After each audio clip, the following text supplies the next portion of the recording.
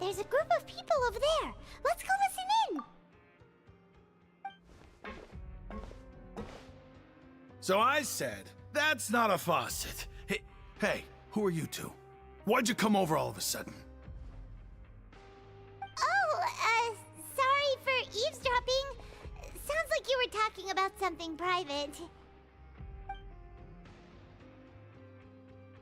What's the matter? They're just looking to join in on our fun, that's all. Hey, don't pretend like it's okay for them to just interrupt us like that. Yeah, fine. You're lucky we don't mind extroverts that much. You hear that, Quisto? What nice! Your expressions tell me you're looking to hear some juicy info, am I right?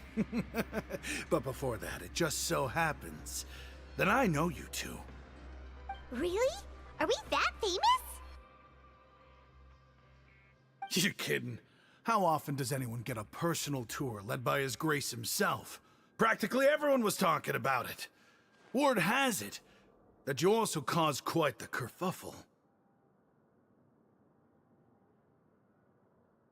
A little mistake, huh? I like the way you put it. You see, people with a good attitude can join our group anytime, unlike some of the others here. Your group? I'm Quisto, and this is Lavaroon. People usually call us the Bombshell Bros, but don't worry. We're not playing with bombs or anything. It's just that our information is always so explosive, and we blow minds on the regular. So, you two really like to gossip? Whew, you sure know how to embellish. No. You don't get it. Knowing intelligence will make things better for you here. For example, knowing who's working with whom, who has the latest rumors, who's not getting along. Wouldn't you like to know all that? Whoa, all this info's worth something, you know? You should prove you're worthy of it. I don't mind him. Quisto's always this way. Just play nice and say something to massage his ego. The welfare meals. Talk about the welfare meals. Right. That meal we had yesterday was super delicious. Paimon can still taste it whenever she closes her eyes. Is that so? To tell you the truth, I've been helping out with making those welfare meals. I've been working as a kitchen assistant for about a month and a half now. Oh, so you're the one who made those delicious steaks. Amazing. You could be a professional chef. You are correct. I am a true professional. In fact, I even went to culinary school. But enough about that. Since you like my cooking, I guess that means we share similar tastes. Listen carefully. This little bombshell will help you learn what's really going on here in the fortress.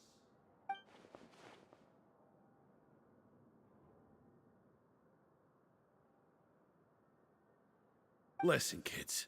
The power structure within the fortress is quite complicated. The overworlders couldn't care less about us down here. We're basically dogs to them. You've already met the one person here you should never cross, the Duke, Risley. He knows more than you think. And if he doesn't care about something, then he often doesn't bother dealing with it. Those who have the Duke's attention get all kinds of special perks, even better treatment in the infirmary. I know who you mean. It's that Jurier character, right? I don't think there's anything useful about him at all. Why does he visit the infirmary practically every day? Is it normal for anyone to be going in and out of there so often? If you ask me, he's just faking it to get out of work. But did you know that Jurier was a talented researcher from the Fontaine Research Institute before he came here? There's no denying that. I don't care if he was a researcher that could turn dirt into Mora. Once you're in the fortress of Meripede, you're just another inmate like everybody else.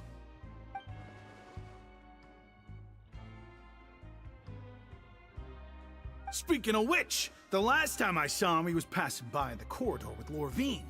I also heard they started arguing in the library and got into a fight, right?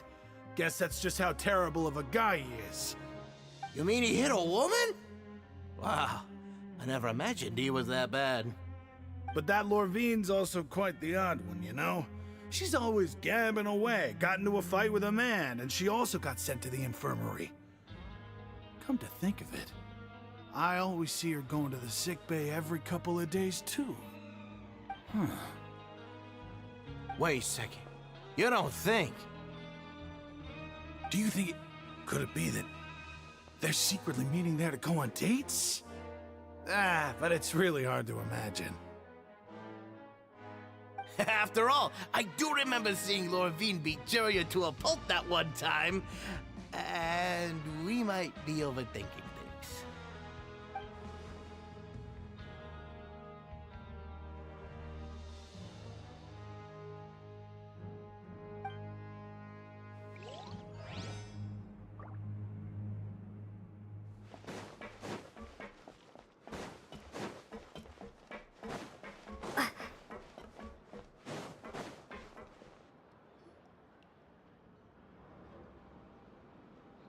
Look, there are some people talking over there. Let's listen in on the conversation.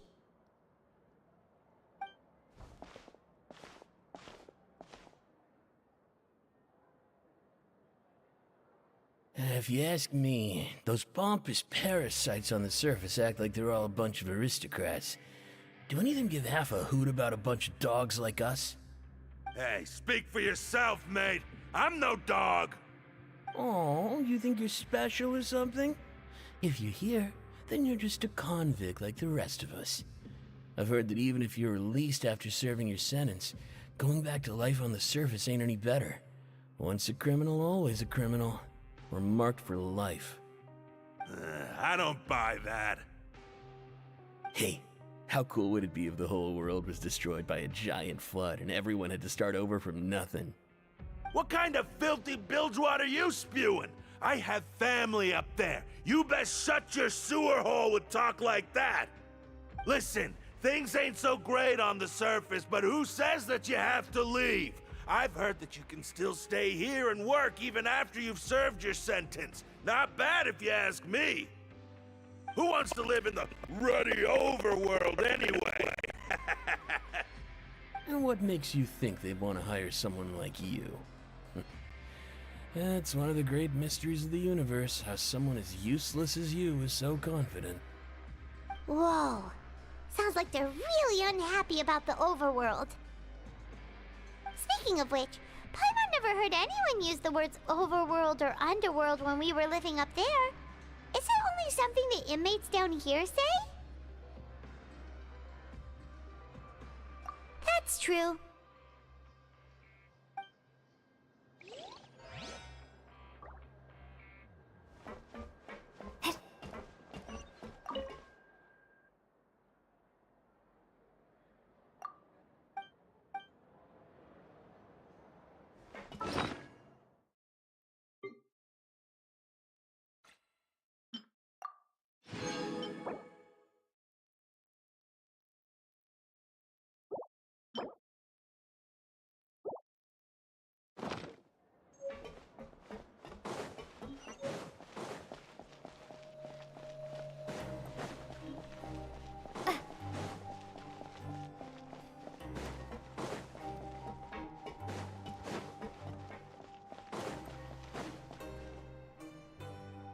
Hey, you over there? Yeah, you. Say, do you like playing card games? You know, like Genius Invocation TCG? You TCG players are like mint in the wild, literally sprouting up everywhere. Hey, come on now. What's wrong with finding fellow Invocation aficionados? Anyway, care to join me for a game? All right. No pressure. But why would you be looking for people to play Genius Invocation in a place like this? Don't people usually come here to fight? Whether you're throwing down cards or throwing punches, it's all a competition, isn't it? It's all the same in my eyes. There are lots of card players here in the fortress. When I saw you, I immediately thought, hey, even outsiders from other nations play cards. So I came over to say hi.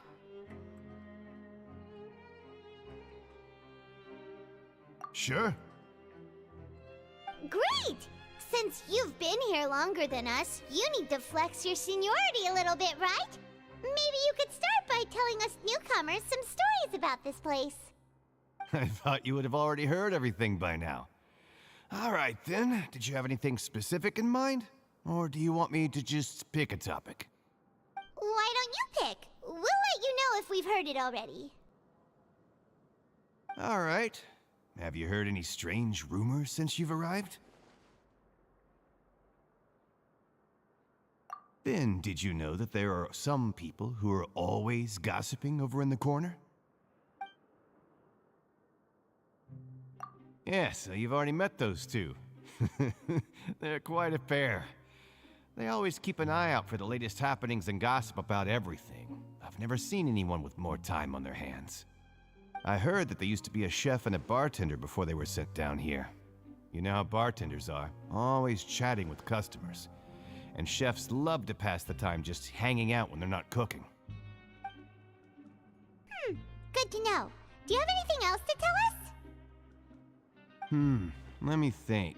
Sounds like you want to hear something a little more tantalizing. Oh, did you know that the Duke was also a convict in the fortress of Meripede before? Huh? Wait, are you serious? That's right. The Duke was an inmate just like you and me. Seems he was exiled here for committing some crime. Who knows how he ended up rising up to become the warden, though. To go from an ordinary inmate to becoming the manager of the whole place? I'm not gonna lie, I kinda respect that. A forbidden zone? Sounds like something that someone just made up. I've never heard of that. Where did you hear about it? It's just a rumor we've been hearing, but no worries if you've never heard of it. Do you have anything else you can tell us?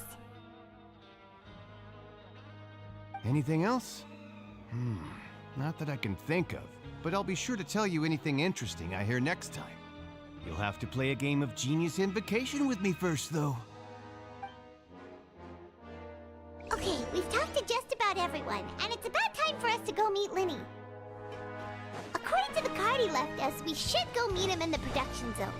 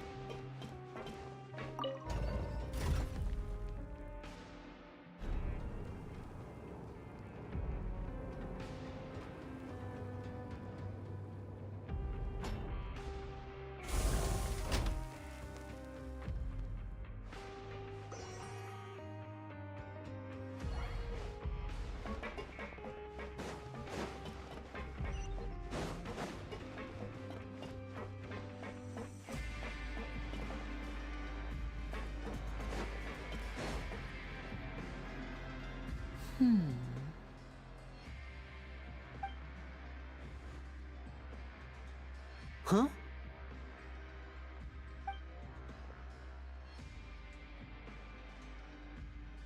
That look in your eyes. You found something?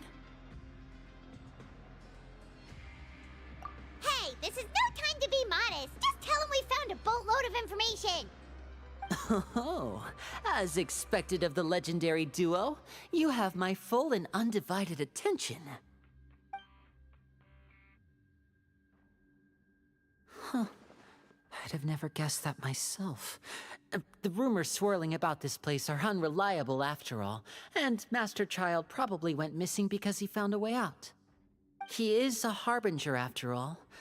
I suppose he's much more resourceful than I initially gave him credit for. Unfortunately, this isn't enough for our final report to Father. We need to find out Master Child's exact whereabouts. Father told me that even though Master Child said he was just coming to Fontaine for a vacation, he actually had some personal reasons. His agenda might be linked to his disappearance.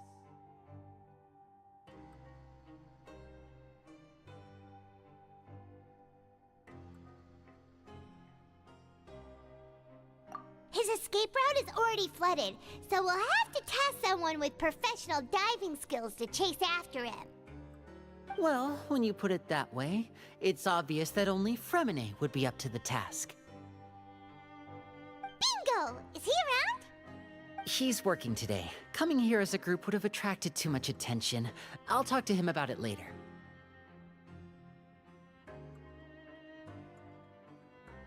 It's the least I can do. We're all in this together, so it's only fair for us to fulfill our end of the bargain. Honestly, I'm far more impressed by you guys managing to collect all this information right under Risley's watchful eyes. Collecting information has always been our strong point. Now, let me think. To find out more information, Fremine will have to retrace Master Child's original route. And if he's to do that, he'll have to set out on the next pipe cleaning day at the earliest. That's 6 days from now. And after that, he'll probably take another 2 or 3 days to return. You can even estimate how long it'll take for him to get back? We've been working together for a long time. We know each other's capabilities like the backs of our hands. Traveler, what say you to meeting here 9 days from now? We'll be able to pick up Fremine while we're at it, too. Oh, and there's just one last thing we'd like your help with. Though we can just sit back and wait for Fremine's report on Master Child's whereabouts, we still need to make more progress on the investigation of the Forbidden Zone. Fremine's no master of disguise. Lynette's still working on getting intel from the other areas, and I'll need to spend some time helping Fremine prepare for his diving mission. So, you are the only ones we can count on. What do you want us to do? Will it be hard? Well, I won't call it easy per se, but I think you'll be able to pull it off. Listen carefully. You'll need to find an excuse to get into the infirmary and investigate the room and environs. You've mentioned several sketchy-looking people always meeting at the infirmary earlier, so it probably has something to do with the secret we're hoping to uncover. You've already met the head nurse, so she'll be less suspicious of you. Investigate the internal structure of the infirmary and any active dealings within, and pass those on to me alongside anything else you're able to discover. But also, there's no need to take risks. Don't forget, safety always comes first. My apologies. I just started rambling out of habit. It was almost as if I was talking to my younger sister. But that's not a bad thing, right? All right, then we'll head out as soon as we finish our prep. Let's go our separate ways for now, then. Don't forget, we meet here again in 9 days. Stay safe.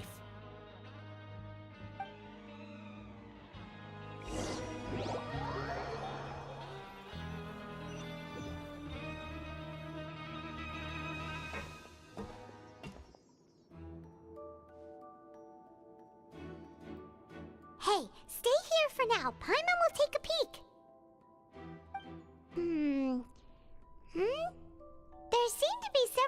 inside.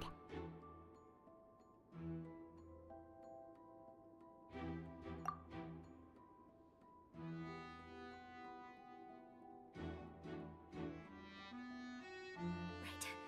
I feel like It's not impossible. So...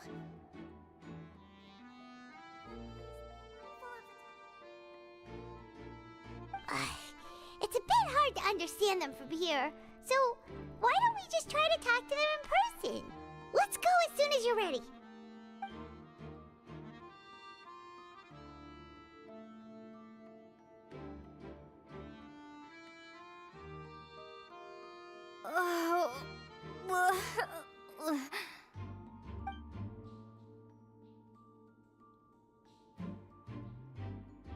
Someone, please help! She's sick!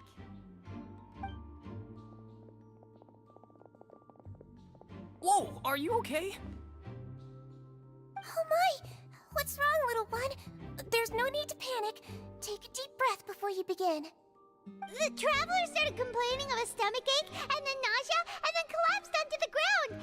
Paimon doesn't know what to do! Freezing limbs, twitching fingers, and pale complexion? Could it be poison? Let me take a look. Please, lie down over here.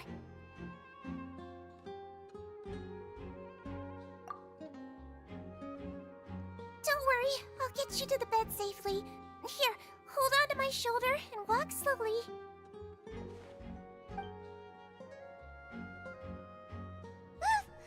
You can do it, traveler!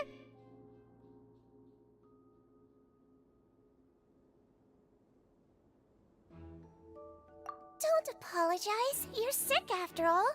Now, please relax. I'm just going to do a preliminary checkup on you.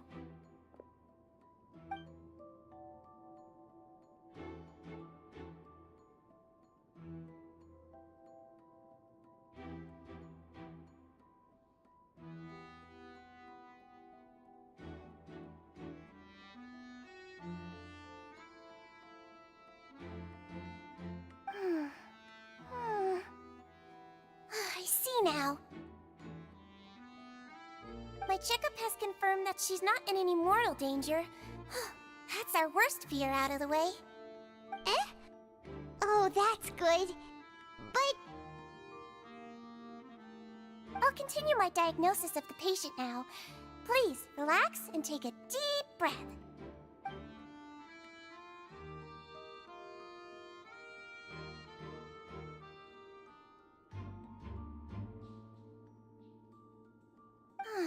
Don't sense serious damage to your organs either. Does it hurt when I press here? And here? Huh? But based on my initial checkup, there shouldn't be a problem here. How strange.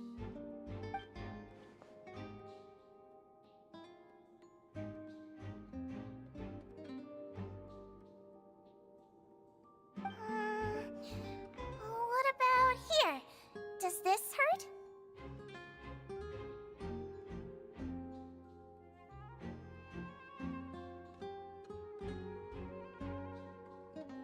Oh, I understand.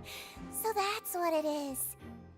I think you just ate something that disagreed with you. That's all. Nothing too serious. Outside of a pretty bad stomachache when it decides to act up. So that's what it is. Thank goodness it's not anything more serious. And there have been other inmates complaining about the food recently. I'll inform our head chef, Mr. Wolsey, of this problem as soon as possible. Congratulations! The health risk is incredibly low, so you should recover within a couple days. Why don't you take a rest here while I go get some medicine for you? Miss Levine, I'll have to trouble you to help me look after this new patient while I'm gone. Very well. And she hopped away just like that.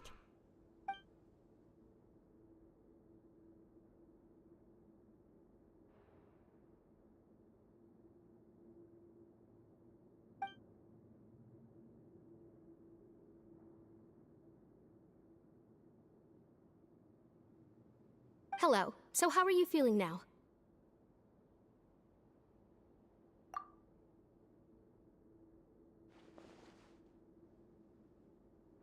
Her stomach aches really bad. She was stumbling about the whole way here, so Paimon's really worried.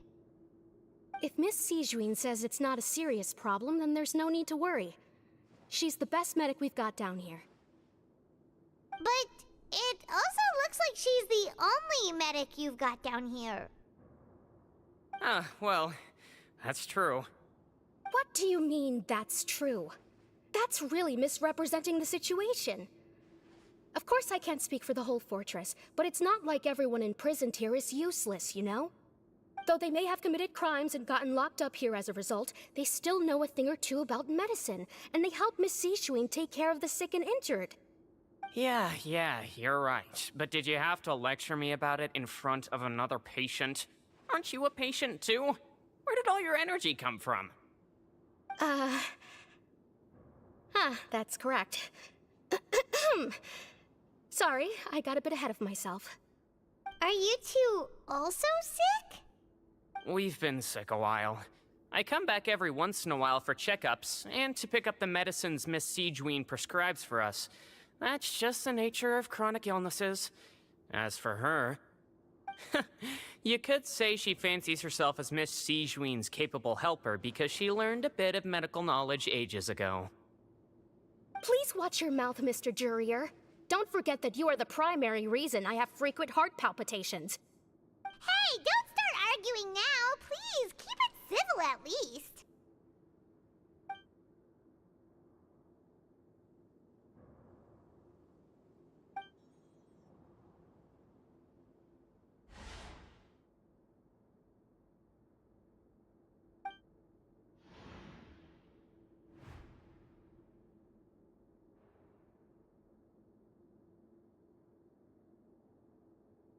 Hey! There's no need to fight! Everyone will be released someday, so there's no need to argue over silly things like this! But... Release. It's way too early for us to even think about that. And who the heck knows if we'd even be able to continue our previous lives?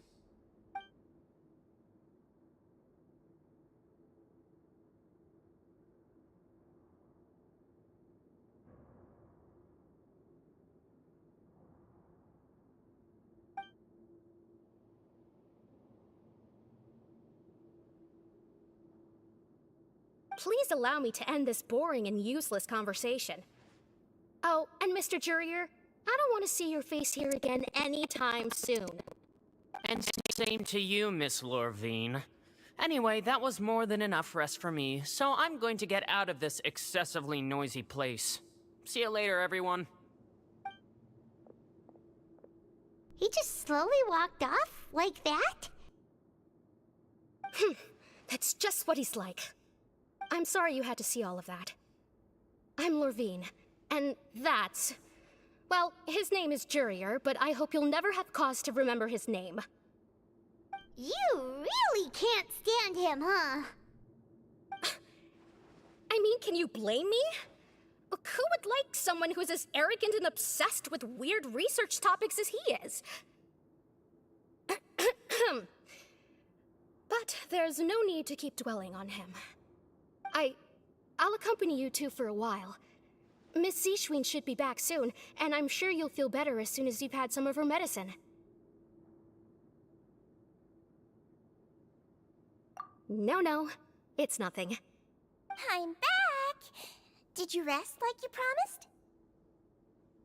Thank you for getting our medicine, Miss Sijuin. Did you all cooperate with your bed rest? I trust that nobody got up to walk around. Good.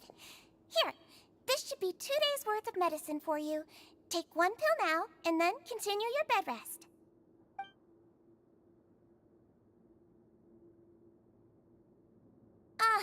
Miss Lorvine, I left in a bit of a hurry just now. Do you still remember if we discussed the color of the pill that you should be taking today? I remember. You said it should be yellow.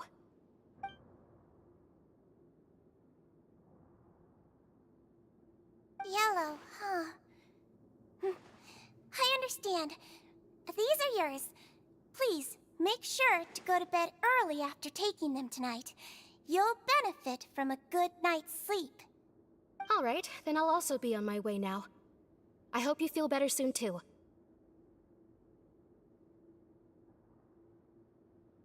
See ya!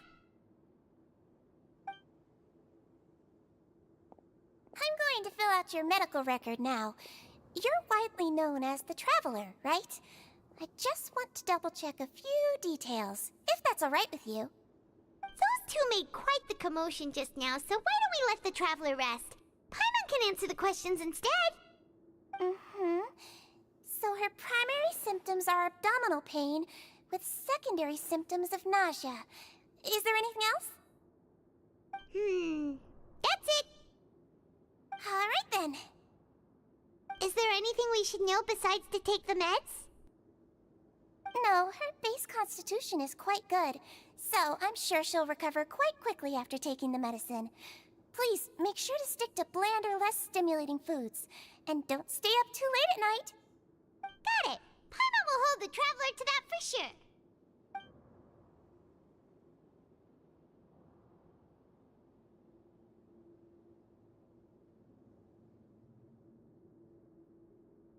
Oh, you're going to take a nap already? Okay then, you get some rest.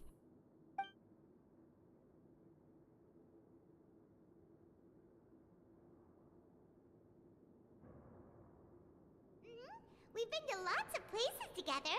She may look a bit under the weather now, but she's actually super strong. Oh, so you're the best of companions. Well, don't worry, she'll recover soon.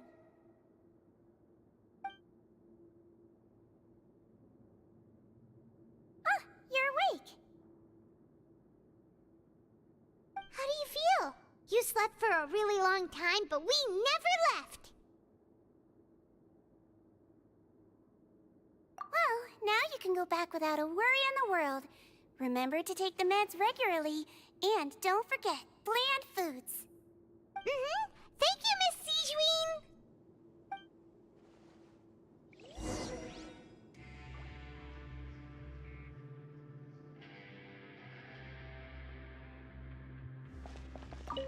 Seems like a lot of people have been coming down with an upset stomach lately.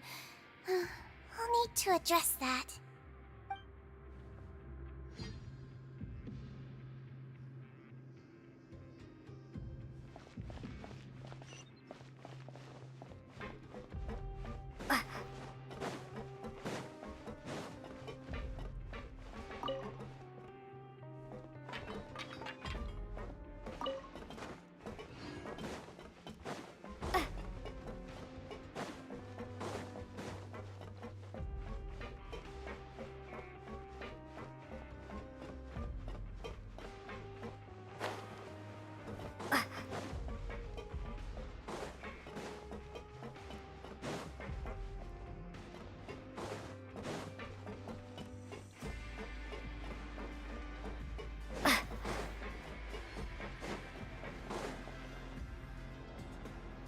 You really are something. To be able to fall asleep like that and even sleep talk the entire time, you scared Paimon half to death! No, but you kept mumbling things along the lines of, Pyron, go take my grilled fish and put down the Adeptus Temptation now! Paimon talked with Sijuin the entire time you were asleep. She seems like she's just a sincere nurse, and Paimon didn't notice anything unusual in the room. Are you sure we're not going off track with the infirmary?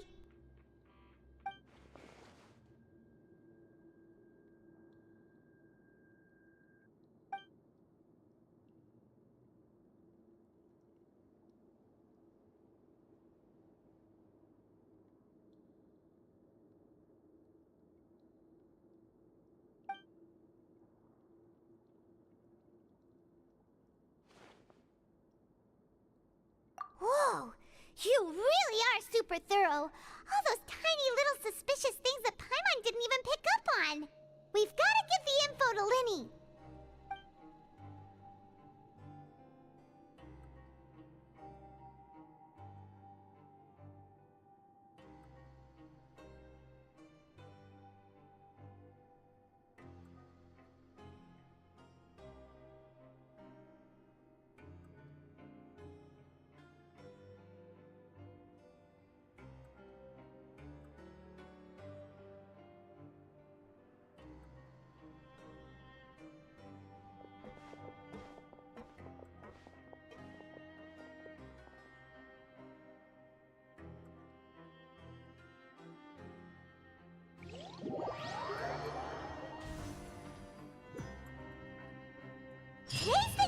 Let's go meet up with Vinny!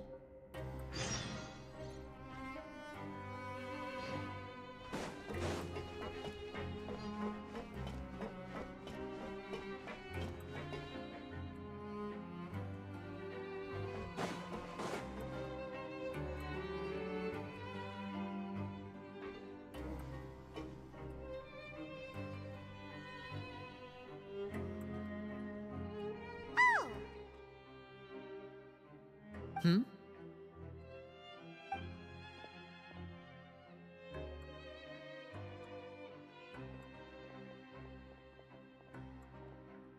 Did you two run into any trouble over the past few days?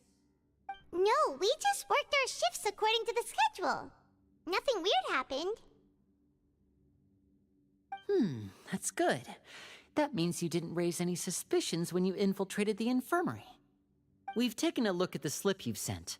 Fremine successfully left the grounds via the pipes 2 days ago, and as of last night, Lynette has also infiltrated the infirmary after faking an illness. Wait, why is she getting involved as well? You already went above and beyond when you scoped out the infirmary. To put it more bluntly, even if we were to view that as something you did in exchange for Fremine's help, you've already done more than enough. Infiltrating a guarded stronghold is a different kind of job from a one-off investigation. We want to avoid using the same faces over and over and reduce the amount of suspicion that will fall on any given person. Lynette also felt like you have already taken the first step for us, so she should be the one to finish the job. So that's what Lynette thinks. Oh, Paimon hopes everything's going well for her.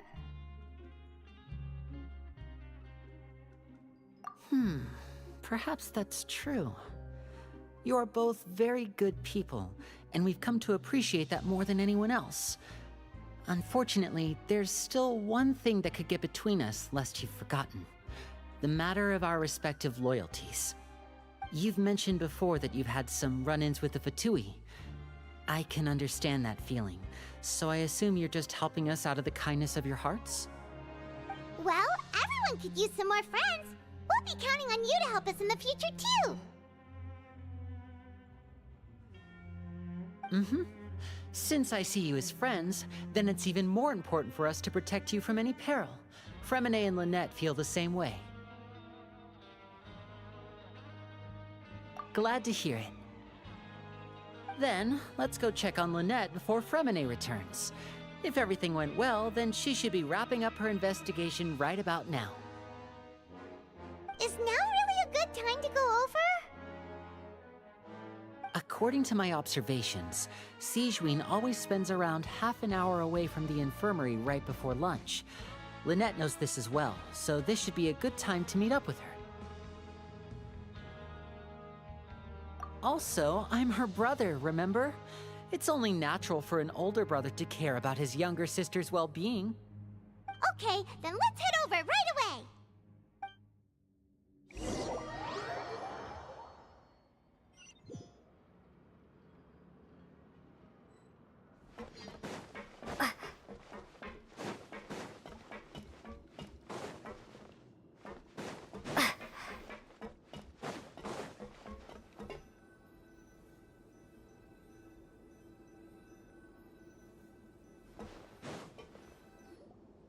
Lynette should be here right now.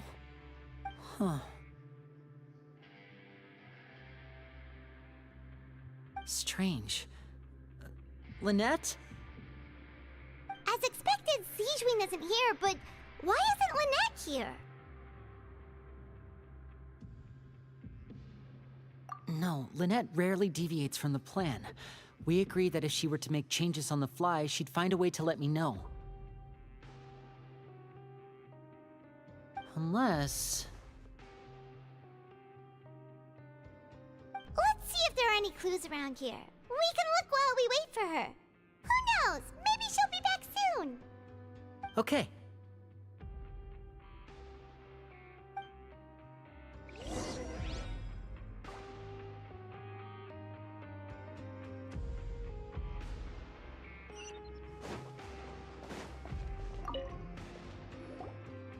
There are some books here and a few files. They all look like medical records. advanced nursing, how to raise the spirit of your patients, a quick guide to the psychology of emotions, and the meaning of laughter. These sure are some interesting books. Who knew Sijuin would be interested in these kinds of things? She even has books on understanding people's motivations and feelings. Is it because she's a Melusine?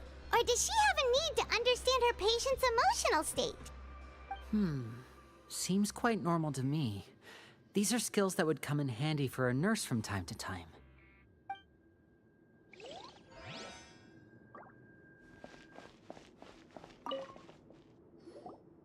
None of the beds have any signs of having been slept in, except that one over there. That's the one Lynette must have used, right? You said she was pretending to be sick. She would have said her migraine was having a particularly bad flare-up. Generally speaking, the head nurse would then ask her to lie down and rest, while she left to retrieve the medication.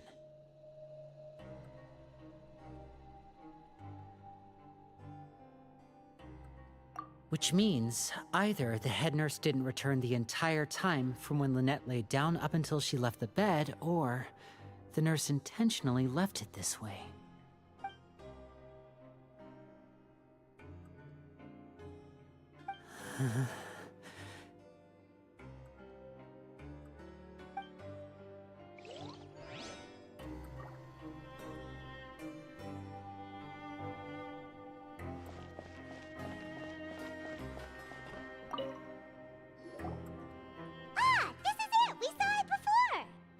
Wait, this thing? It doesn't look like it's been disguised that well.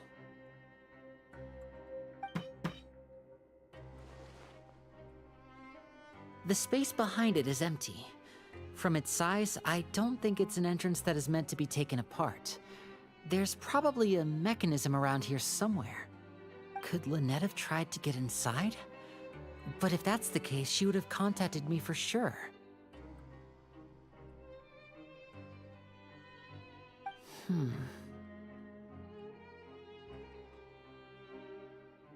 Let's look around here for some more clues. Don't panic, just take another look.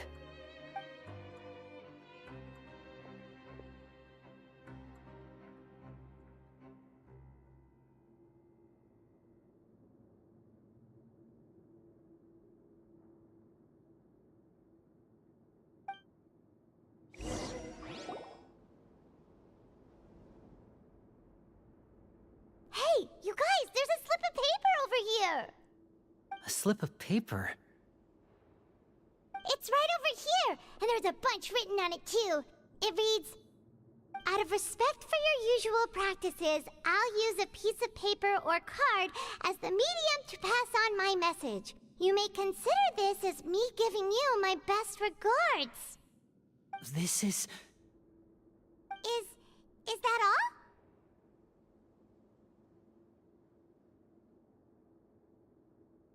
The back!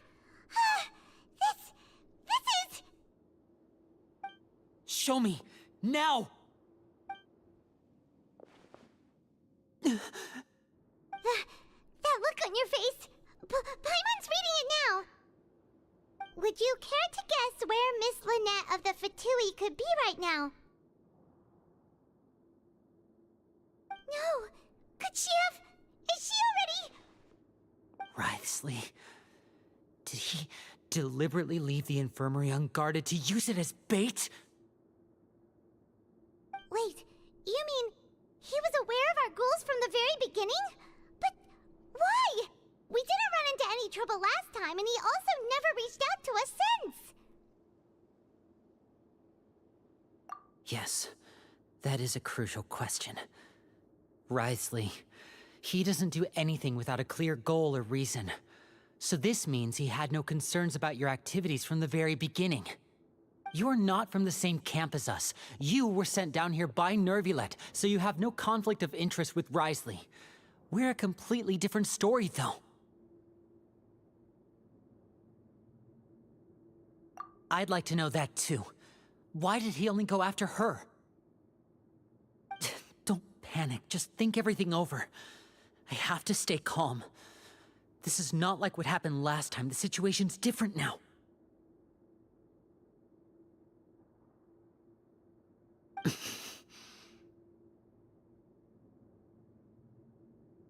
Wait, you're right. Wait, but that means...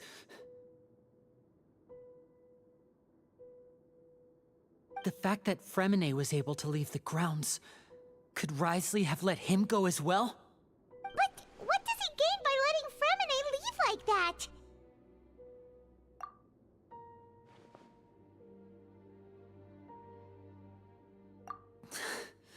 So he's challenging me and trying to provoke me, I'm sure of it. We never should have sent out Fremine. We had to go through all that trouble to find an opening to sneak him around the guards and into the pipe, and we even thought luck was on our side. If Wriothesley let him leave on purpose, then he's probably in a terrible spot now as well. Lenny's getting more and more panicked. We have to calm him down. Don't be like this, Lenny. Fremine wouldn't have left if we hadn't told you about Child. That was our fault. No. I'm the leader of this operation, and I'm the one responsible for this team. I was the one who failed to protect them. I'll go talk to Wriothesley. Hey, don't be reckless! Traveler, please, talk some sense into him! I simply cannot allow Lynette to be abducted again. I have to go. I'll find a way to get them back!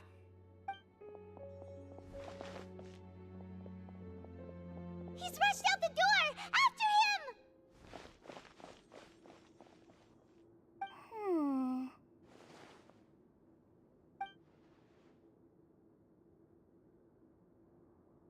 Right. I feel like we still have some room to make changes on these details. It's not impossible, but it'll require extensive testing.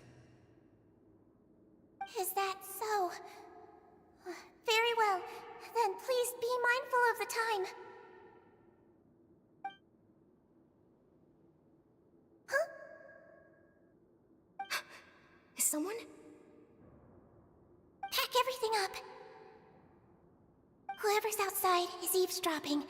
They'll probably come in once we stop talking. Someone! Please help! She's sick!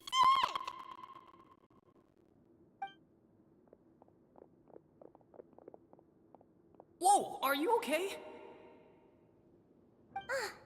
These two. As expected, they've already found this place. Oh, they are quite sharp. What a delightful turn of events. I like smart people, but I also like playing dumb. I like the feeling of being trusted. Oh my! What's wrong, little one? There's no need to panic. Take a deep breath before you begin. Being able to read human expressions is quite the useful skill. Lenny! Wait! It's no use. We have to catch up to him.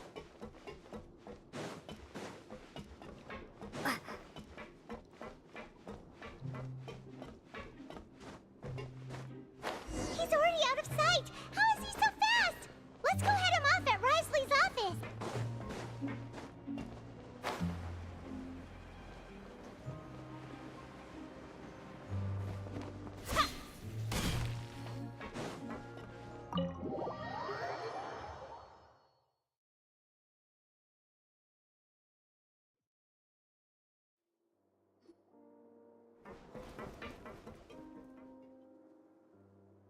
Come out and face me, Wriothesley!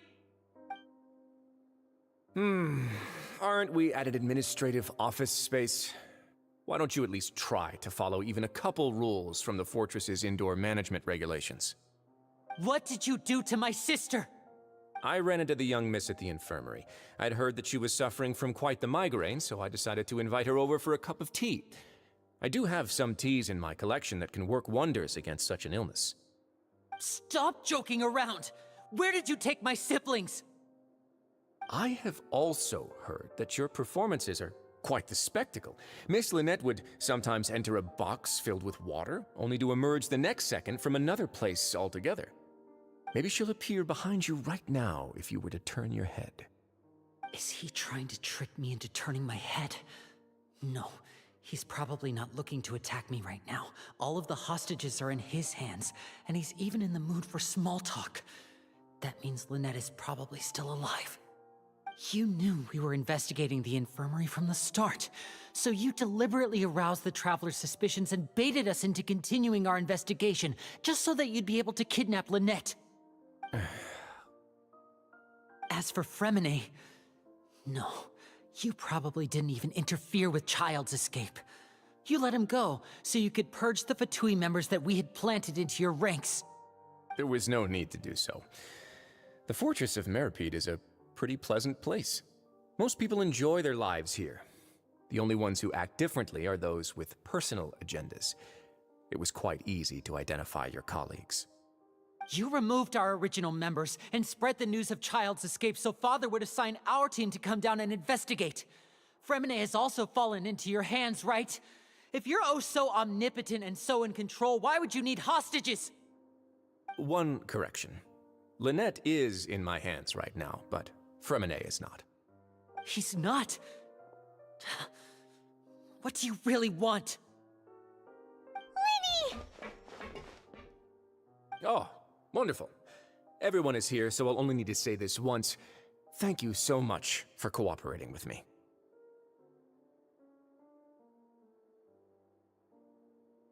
Eager and to the point, I see. Alas, only Miss Lynette is currently having a cup of the fortress's finest tea. Although, as per your original plan, Mr. Fremine should also have returned to the fortress by now. But he has neither shown up within my gates, nor has he been taken into any kind of custody. So where do you think he may be right now? Wait, you can't mean... You locked him outside in the sea? I closed the fortress's gate to the outside world. That's all. Fremine's a star diver, so he should be fine, right? No, we're still here, so he'd definitely try to find a way to come back for us. So we can't assume he might have made a break for the surface. But why would I do this, you may be asking? To have an audience with you, of course. My intel tells me that Mr. Linney is a great magician, so it's only natural for me to want to have some cards of my own when it comes to negotiating.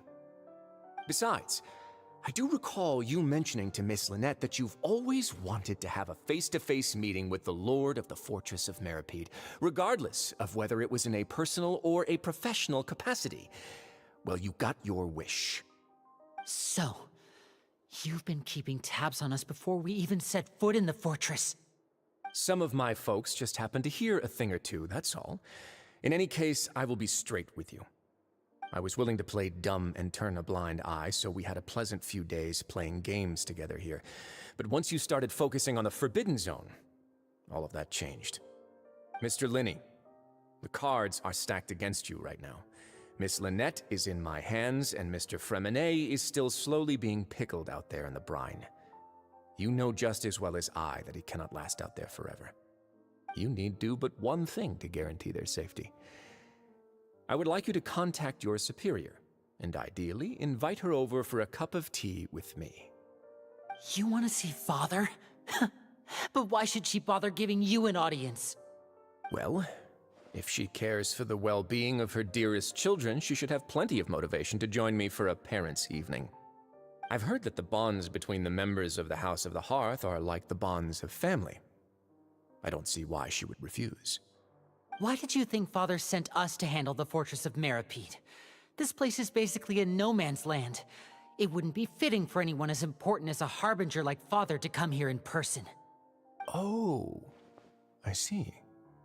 So it's because she doesn't care for my place here. That's such a shame. After all, I've amassed quite the tea collection. I was looking forward to sharing it with her. Both Monsieur Neuvillette and Lady Farina have already received many samples as gifts. Was this the extent of your master plan to get to Father? No matter how much pressure you may put on me, I won't allow you to use us to blackmail her. You people really are difficult to get along with. All I'm asking for is a face-to-face conversation. Does she truly have no interest in the fortress's secret? Mr. Linney, you have one last chance to invite your father here. If you refuse... Linny!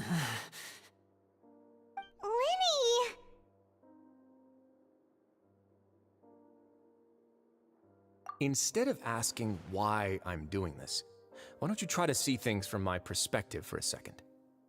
From the very beginning, the Fatui has been actively infiltrating my fortress. I gave you a warning by cutting off the first few operatives I found, but that only caused you to double down. Had you given up on the fortress then and there, I'd have no reason to want to talk. Mr. Fremenet left the fortress on his own, and Miss Lynette tried to pry out my secrets right in front of me. No matter how you look at it, the responsibility for this falls on you. I shouldn't ask Father to do anything because of us. 6, 5... Wait, 2, 1. Time's up. It really is a shame, Mr. Linney. Risley! Negotiations have broken down. Please leave, ladies and gentlemen. It's time for my afternoon tea. Yeah,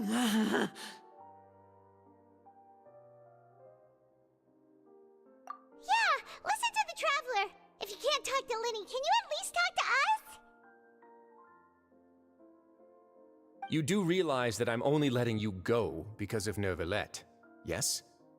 You're here helping him out, and I've already done my best to stay out of your way. But that doesn't mean you can just do whatever you want. The fortress may be small and remote, but it still has its own set of laws.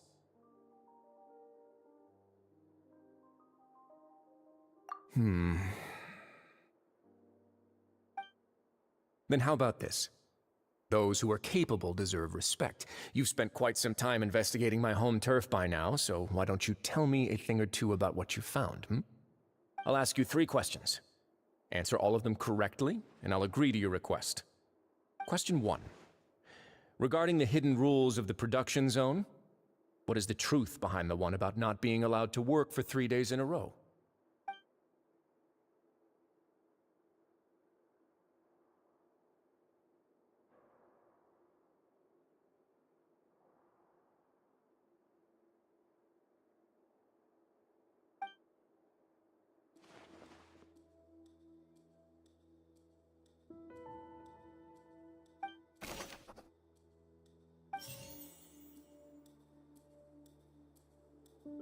I've been told that the infirmary is always empty for the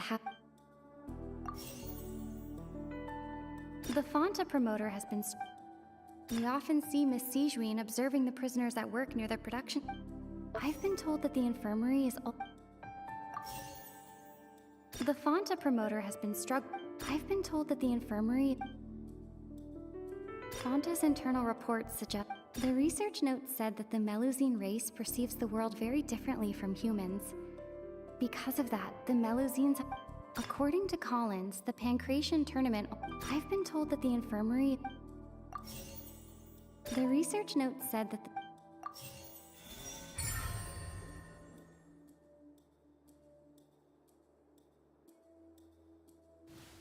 So that's what's going on. Paimon understands it now. Who would have guessed?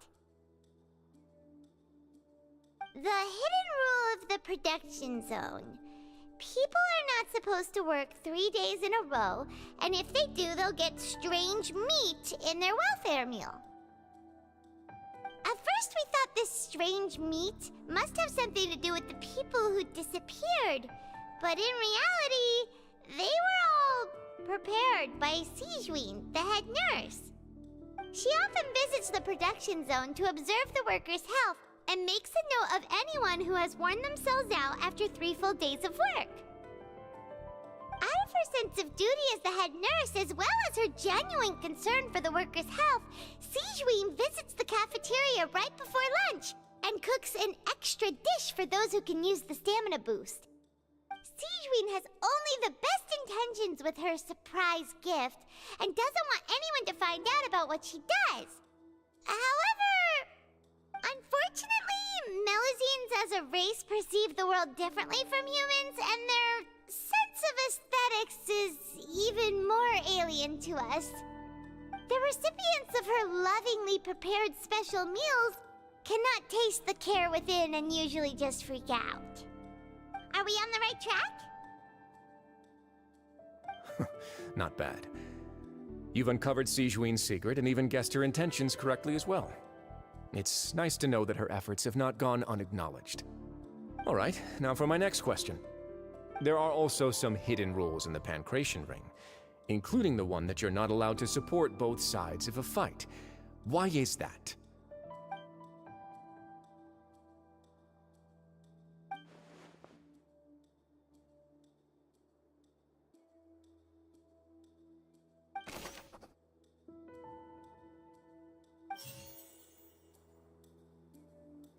I've been told that the infirmary...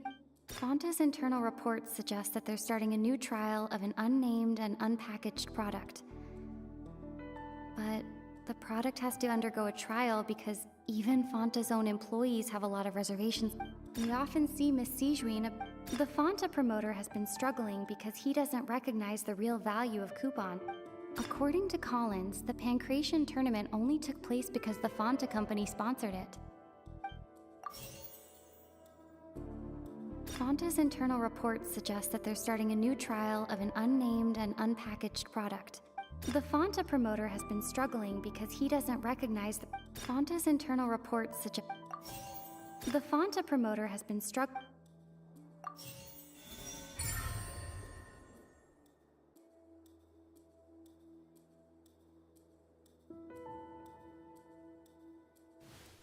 Paimon gets this rule too now, so there really was nothing to be afraid of.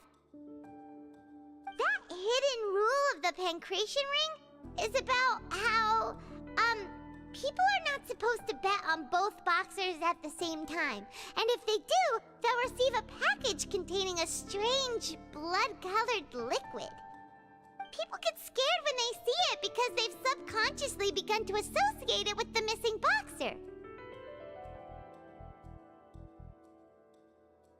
But really, it's just a bottle of the latest yet-to-be-named and packaged new Fonta trial product. A blood-red drink. It's no wonder even Fonta's own staff were questioning the company's decision-making. The company, facing backlash from its own staff, decided to try to trial the product on a smaller scale, to see how it might be received by customers. They came to the fortress of Meropide, and offered to sponsor the Pancration tournament so they could push their new product. But the Duke completely refused to even entertain the idea. The Duke, knowing how valuable coupons are in the fortress, knew that only total idiots who didn't understand their true value would bother buying a Fonta product here. And so, only those who proved their stupidity by being dumb enough to bet on two opposing sides of the same match were selected to receive the drinks. I acknowledge the effort you've put into bringing the truth of this mystery to light. Although, based on your description, that Fonta promoter is a bit too careless with his words, I may just reconsider my collaboration with the company. All right, and here's the final question. What's the secret behind our head nurse and all of her patients in the infirmary? Stop your cruel and pointless games, Risley! You know that we haven't finished our investigation, so there's no way we can answer the last question. The thought of sparing Lynette and Fremine never even crossed your mind! You'll pay for this! Ah! Lenny, are you alright? Oh, close one. I owe you, Sigewin. That was a fantastic shot. It was nothing, Your Grace. Sigewin? Though this gun may look like a toy, it's actually fully functional, as I just demonstrated. Sigewin... You... Not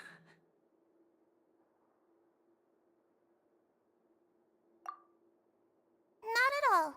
I am merely a resident of the fortress, and thus protecting it is my duty.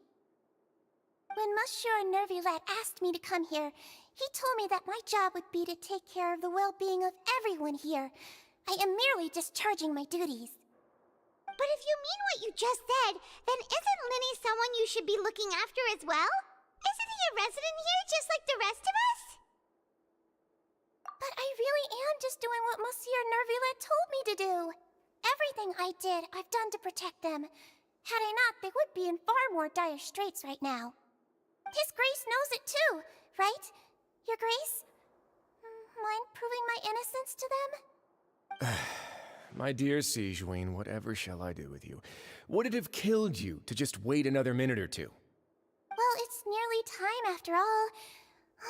The way you do things can be truly frustrating sometimes, Your Grace. I figured I should try to talk some sense into you. What are you talking about? What time? Take me if you want. Let them go. How touching. Can you just give me one more minute? Don't be like that, Your Grace. All right, everyone, calm down. 2 more visitors will be arriving any time now. I'll go get a cup of tea. Miss Sigewinne, I leave Miss Lynette in your care. You... What are you doing? I believe I hear footsteps.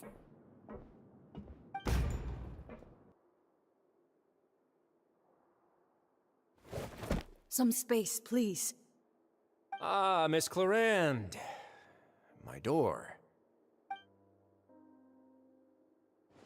Fremine... Fremine... What's going on? What is Clarande doing here? Work. I'm sorry about shooting you, Mr. Linny. The tranquilizing effect will begin to wear off soon. Please take it easy in the meantime, though. What happened to Fremine? Wasn't he diving just outside of the fortress? Why is he looking like this?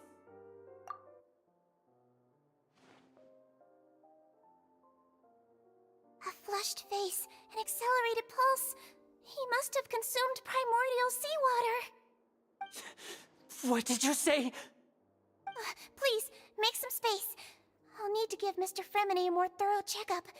Your Grace, I'll leave the rest to you. I'll talk to Clarande while you get Fremine to where he needs to be. Everything else can wait.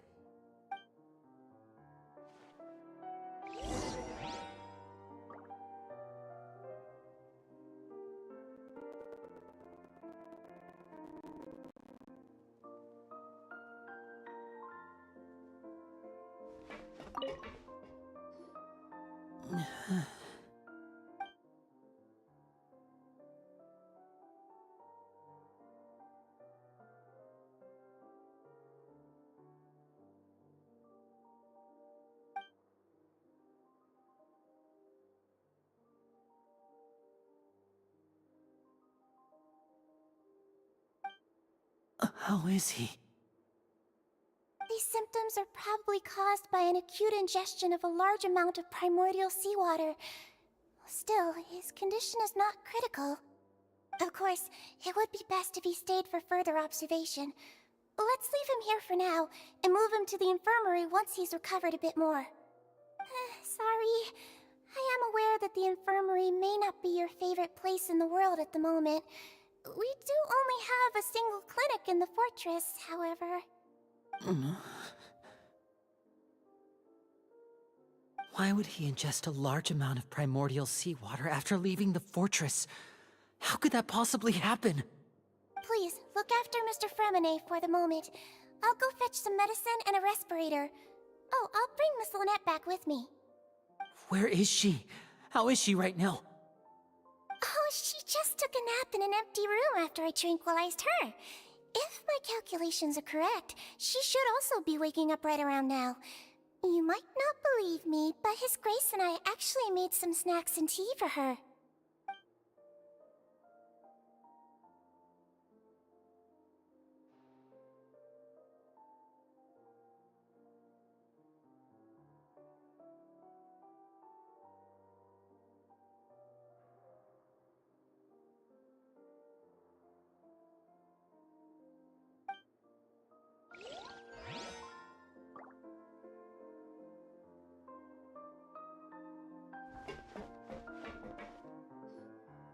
What's that look on your face? I thought I made good time on the way back. Oh, I'm just admiring your punctuality. Had you arrived just a few minutes later, Sigewinne may have been forced to shoot Mr. Linney again. How's the situation out there? The water has changed. It's pretty much as expected. The concentration of primordial seawater has increased significantly. I was only out there a short time, so it wasn't too bad. But if one were to stay for any significant amount of time... well, you can see how that boy's doing. Where was he when you found him? The abandoned zone at the end of the pipes. A good distance into the water. Closer than I thought. He must have recognized it early on and tried desperately to swim back. Locking the door was necessary. I don't think we could have saved two. Well, I did try to convince him that I had my reasons. Never seems to work, though. It would probably work on Neuvillette. He has a knack for picking out who had good intentions, even when the outcomes were all terrible. It's a bad sign if you're having to plead your case to Neuvillette. Want some tea? Not particularly. If you want to drink some that badly, just say so. Fine, I'd like to get some tea. Want me to get you a cup too, since I've already made it? Might as well then, I suppose. Actually, do you have a towel? I would like to dry my hair.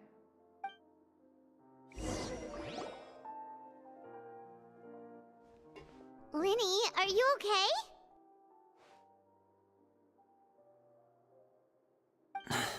I'll be fine. They're all here now. Don't worry about me. Are you sure? You don't look alright. My hands and feet are still a bit weak, but that's probably just the residual effects of the tranquilizer shot. I'm back, everyone. Lenny! Oh, Traveler, Paimon, you're here too. Remine? Is he... He'll be fine. But for now, please help me lift him up.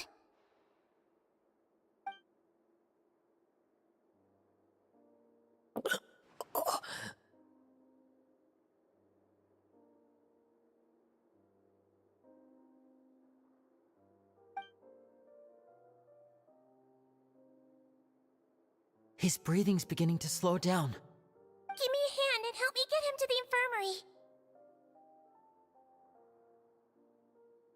Yeah, I'll take him from this side. Lynette, together? On it. Traveler, you seem pretty worried about him. Want to come with us?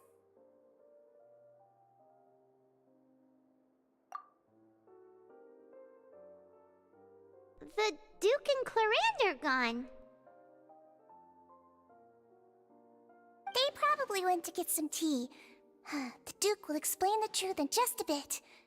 Miss Clarande will need a break, since she only just returned from rescuing Fremine out of the sea.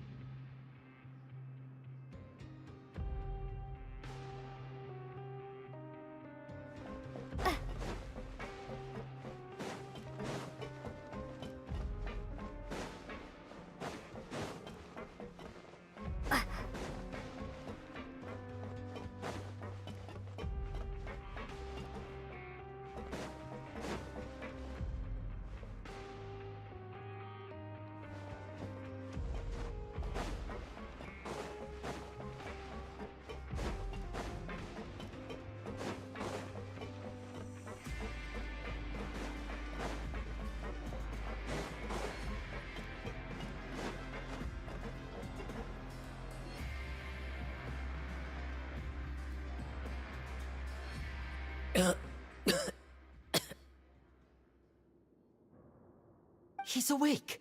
Fremine, how do you feel? Lenny... Lynette...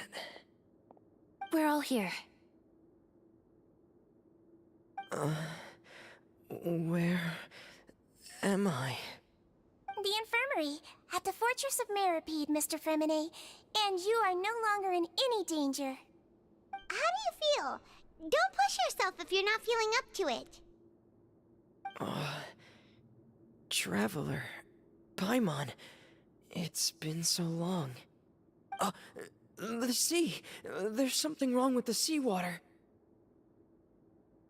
Shh, it's okay. We can talk about it after you've recovered. No, listen to me. This is really serious. There's primordial seawater mixed into the regular seawater. I don't know why it's there, but no one should touch it. Pipes... Right, the pipes. It's all coming back to me now.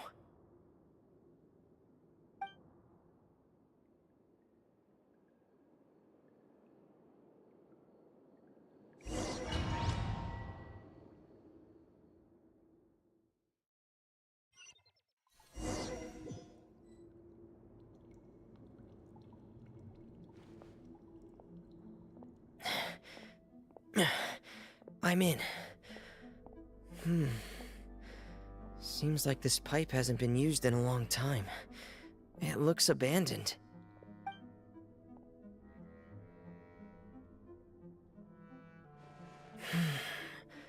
Where could Master Child be?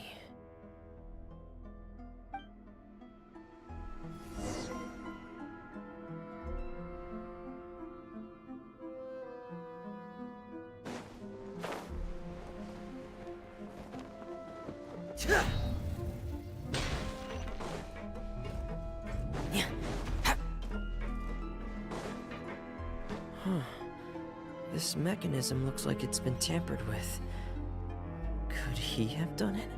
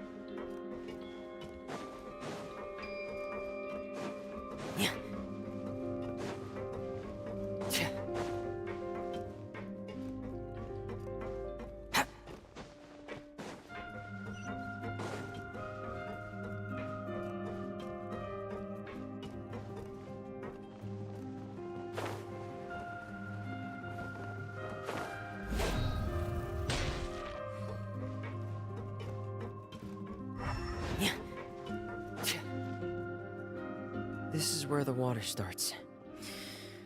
Okay. Master Child probably dived into the water. I'll go take a look as well.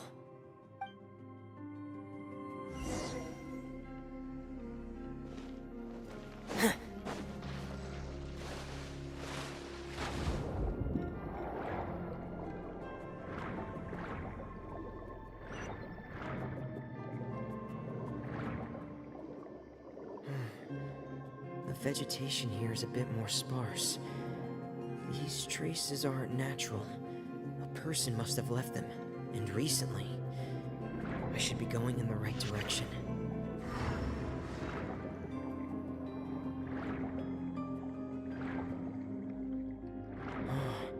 There are traces here too. I need to keep going. Huh? The traces are gone. But I don't see where he could have gone from here. Wait, what the?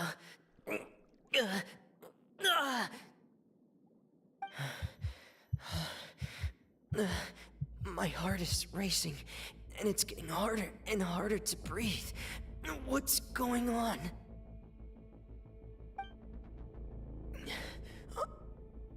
No good. I have to get back.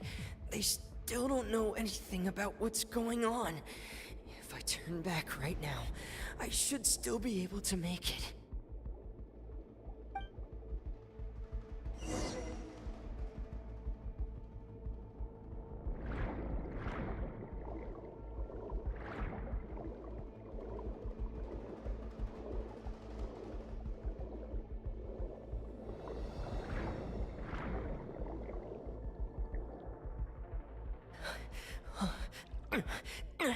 I can't die here.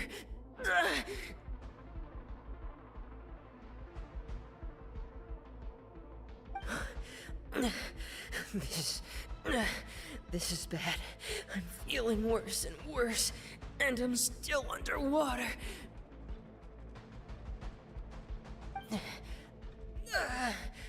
I have to push on.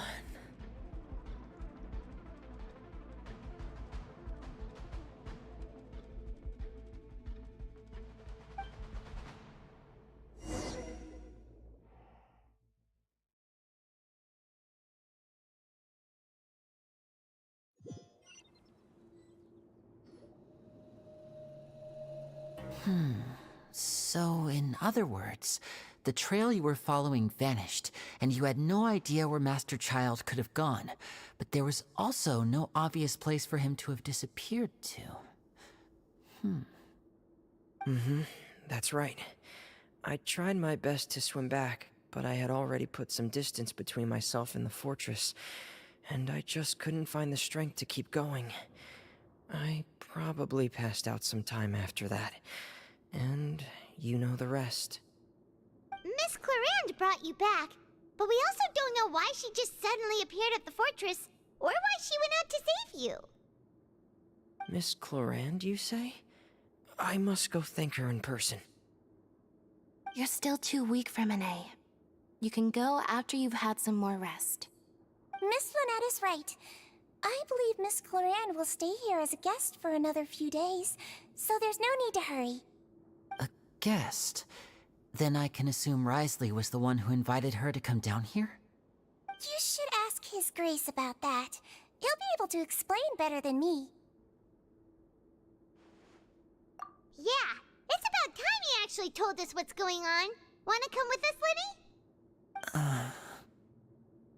No, please go on without me. I don't want to leave just yet. Lenny. The logical part of my brain is aware that we're safe right now, but I still can't bring myself to leave. Both of you are just in danger. Understood. Then let's just sit together for a while. In that case, I'll leave the infirmary to you. The Traveler and I are going to head out for now. As long as you stay in here, I don't think you'll be disturbed. Thank you.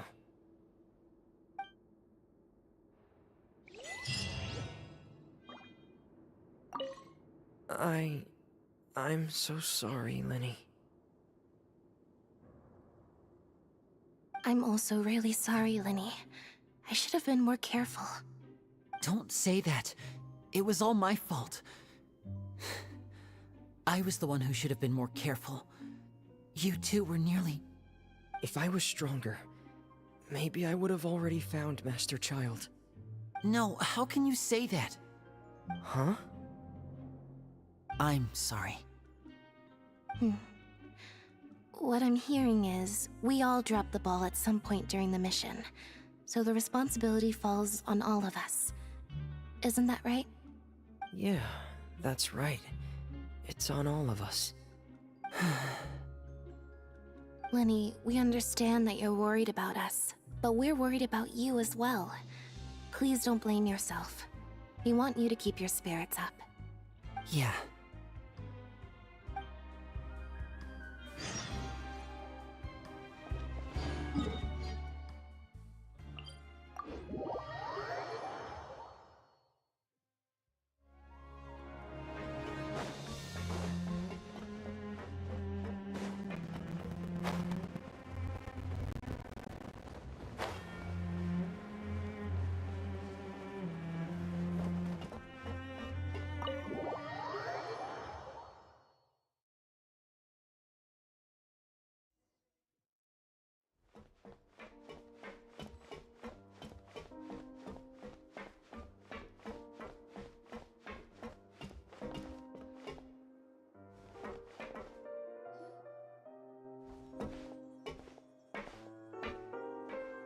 Excuse me! I take it Mr. Fremonet's condition has stabilized? Of course! I wouldn't have left the infirmary otherwise. I've been expecting those two, but might I inquire as to the purpose of your visit, Miss Siegeween? I wanted to check up on Miss Cloran. How are you feeling? Mostly fine, I think. If you don't mind, I'd like to perform another quick physical exam. It'll just take a few minutes. All right. Thank you for looking out for me. I'll take my leave for now, then. Well, want to explain yourself, Risley? Of course, but I'm not partial to the word choice of explain. How about enlighten? But where should I begin? How about you start by asking me any questions you have? You can start with whichever one you'd like to get answered the most. Then Paimon will begin. Did you know about Lenny's goals from the very beginning? No. I just knew they were Fatui operatives sent to the fortress by the Knave. As for their specific goals, I only figured those out as you made progress on your investigation. You managed to monitor and stay ahead of them even though you didn't know what they were trying to do? They came here with ulterior motives. I'm quite adept at discerning what that kind of behavior signals. Initially, I thought their goal was just to investigate Child's disappearance.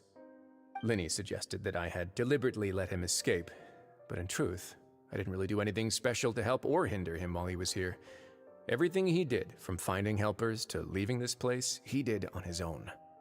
Of course, it's inevitable that the Knave would make a big deal out of her fellow Harbinger's unexplained disappearance. I'm also quite curious about where that Harbinger went, so I figured I might as well let the Fatui do their own investigative work. All I care about is the answer. So you were hoping Lenny's group would just do your work for you! You make it sound like that's a bad thing. Unfortunately, things didn't go as planned. I assume that Fremine has told you already, the ratio of primordial seawater around the fortress of Meripede is on the rise. The Forbidden Zone has always been Linny's target, and you got roped into that investigation after running into him. I began to intervene out of concern for your safety, and also to prevent the fortress from becoming entangled in more irksome matters. Are the rumors true that you're also a former criminal? Now, why would you put it like that? Isn't staying here all day and serving as the manager of the fortress a kind of sentence unto itself? Another form of prison? I just happen to have some support from the rest of the inmates. That's all. Oh, right. Paimon wanted to ask, who invited Cloran down here? Me, of course. I paid her good mora to come down to the fortress for some field work. As a champion duelist, Miss Cloran could be considered to be an independent party. I needed to find an exceptionally capable person to help me get through the impending crisis. And saving Fremine was part of that crisis? You can think of it like that, yes. Credit where credit is due, that boy is quite adept at diving. Had conditions not been as hostile as they were, he probably would have found the missing Harbinger already. That's not something you should be asking after. Neuvillette only asked you to investigate Child's whereabouts. All I need to prove to you is that the Forbidden Zone had nothing to do with the Harbinger's disappearance. That should be clear now that you've spoken to Fremine. But we've already uncovered that there's something wrong with the infirmary, and we've answered a bunch of questions that you threw at us. Isn't it about time that you answer our last question in return? You make a compelling case. Do you really want to know the answer that badly? Yeah, Paimon really wants to know. Even if the truth may not be pleasant? Follow me.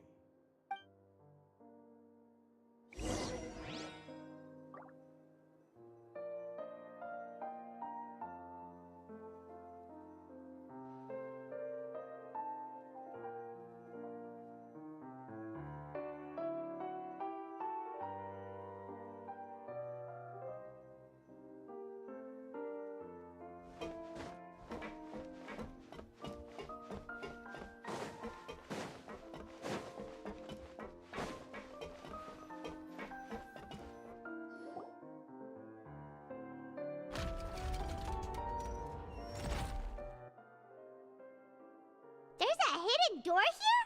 And a whole basement behind it? Huh. You're pretty good at hiding stuff, Risley. It seems you've forgotten just what kind of place the Fortress of Meripede is.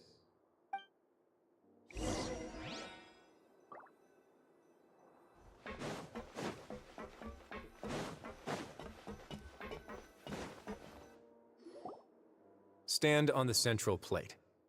Wait, is there a secret mechanism or... Whoa!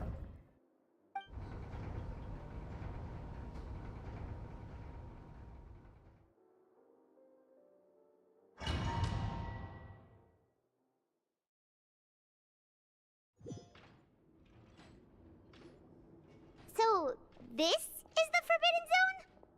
Honestly, for a place so well hidden, Paimon sure doesn't see anything special. What a huge door!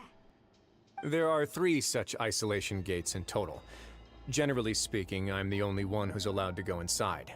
Hence the name Forbidden Zone. Am I correct to assume you're going to run on back and tell your little Fatui friends everything? Well, Paimon wasn't thinking of keeping anything from them. Well, I'd advise you wait until you've seen the whole truth of this place for yourself before deciding whether or not to tell them.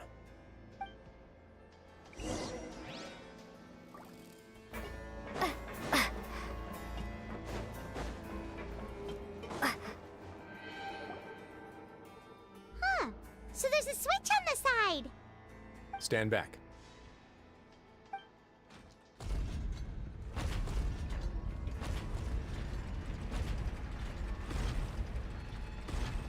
Whoa! They all just went up one by one!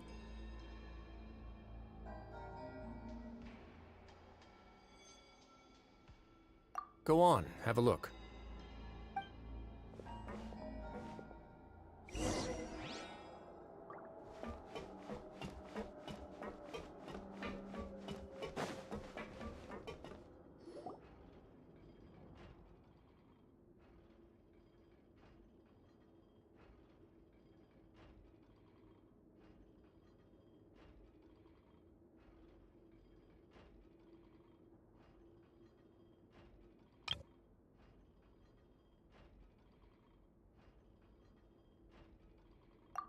I've been interested in what lies beyond that gate ever since I assumed leadership of the Fortress of Meripede. Of course, it would be unwise to recklessly open it, but it'd also be risky and negligent to simply ignore any potential danger that could be behind it. The readings on that dashboard have not budged since the day when I first laid eyes on this place. But over the past year, the needle has crept upwards from its original position, likely because some parameter it's been tracking has changed, if only infinitesimally. Normally, I would have ignored it, but I happened to have some free time when I noticed it, so I investigated. Any guesses what the reading could be tracking? Very reasonable guesses. I've considered both of those as well. Unfortunately, our dashboard is tracking something less ordinary. The temperature should vary with weather and climate changes, so for something that rarely shifts, the water pressure is more likely. We ran a few tests to increase the pressure from the outside, but the readings didn't change at all. Later on, a few more possibilities occurred to me, such as a potential connection with the primordial sea. I began to make a few preparations based on that hypothesis. Over the past few days, the needle has moved again. With that, and the symptoms that Fremine displayed after leaving the fortress, I can now confidently conclude that the readings represent the concentration of primordial seawater in the seawater nearby. The concentration of primordial seawater? But we're already under the sea! And that is precisely the problem. We're at the bottom of the sea, and now we're surrounded by toxic seawater. Somehow, primordial seawater got mixed in, and the concentration is steadily rising. Yes, that's very likely. But forget about the two of us! Not even Novelette knows where the primordial sea could be, much less where we could find and plug a leak. Oh. Oh! Seems like you've figured it out.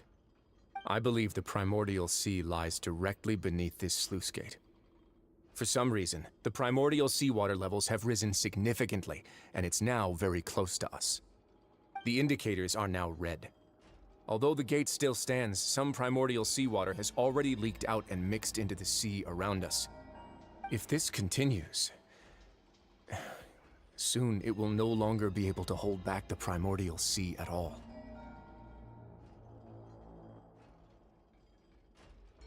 Yeah, you know what the legends say.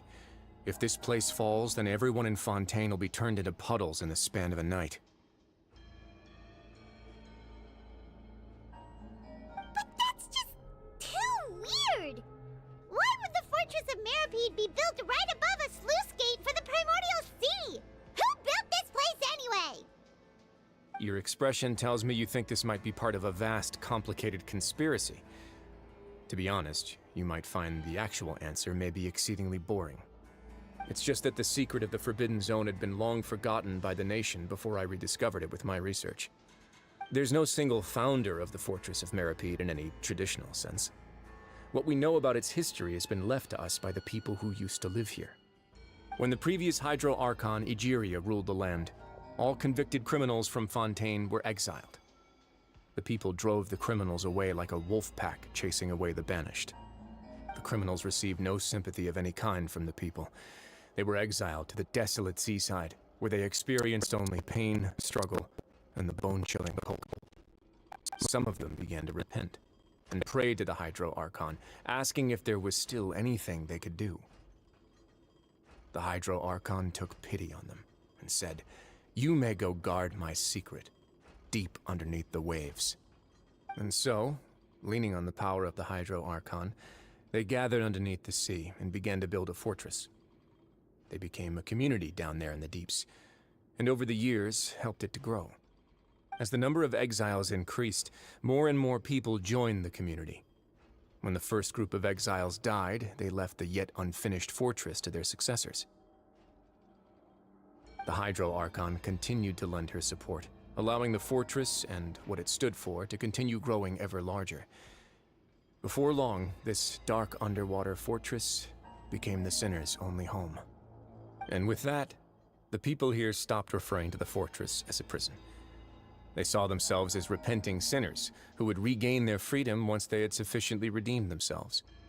But as time went on, people also realized that the fortress was a lonely place.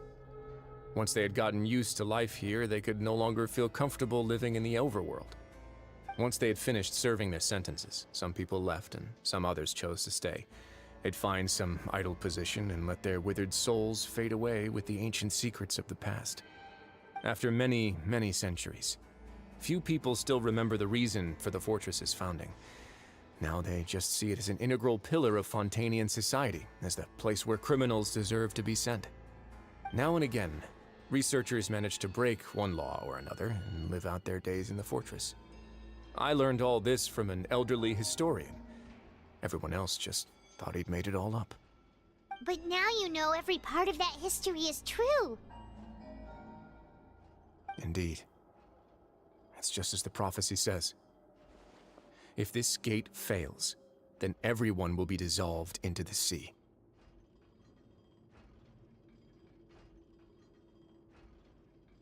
To be frank, not really. But sadly, that hasn't stopped this prophecy from proving all too accurate. Prophecies are troublesome things. Just hearing one will create the first wave of panic. Seeing signs of it will bring about the second, and actually witnessing it in real time, the third. Let's go somewhere else. I want to show you something.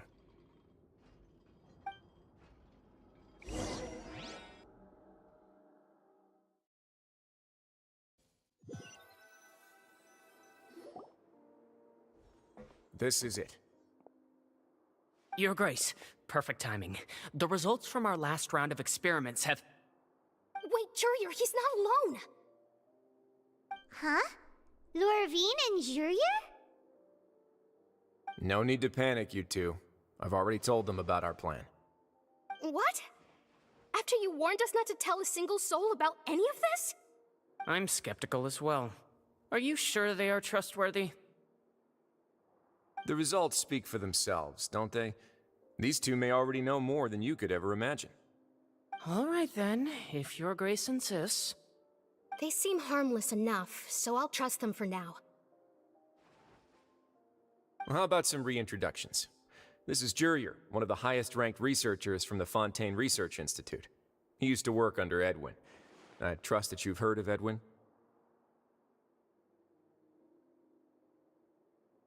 Good. Saves me a bit of time explaining. Edwin's main areas of research were archaeum and gravimeters. As his assistant, Jurier is quite familiar with them as well. I hired him to be my technical consultant. You want to blow up the fortress of Meripede? Ah, what a lovely idea. I'm already imagining it in my head. Gotta admit, I'm tempted as well. Guys, focus! Focus! That taskmaster over there is Miss Lorvine, and is also one of my technical consultants. While Jurier used to be Edwin's assistant, she used to be Jurier's assistant. Ooh, are they together? See, everyone keeps asking this question. Are you too sure you're not a couple and just using your work as a convenient cover? Your Grace, I am not in a relationship with this man. If I dated her, I'd officially be madder than Edwin. Jeez, forget I said anything then. Follow me. Whoa, there's another door that goes right up. Your constant amazement makes it seem like the fortress can do anything. But Paimon really thinks everything's super cool.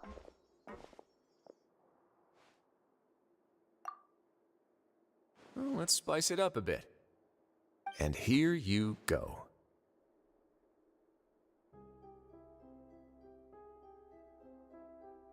What a huge ship? This is also a production zone that Paimon's never seen before. What's going on? How much do you know about Fontanian history? Not much at all. Well, then maybe you haven't heard the story of ancient Lemuria. To give you a quick rundown, Fontaine used to be ruled by the Lemurian dynasty. According to legend, the Lemurian king Remus came to this land after being inspired by divine revelation and found the seer Sibila, who had taken on the form of a golden bee.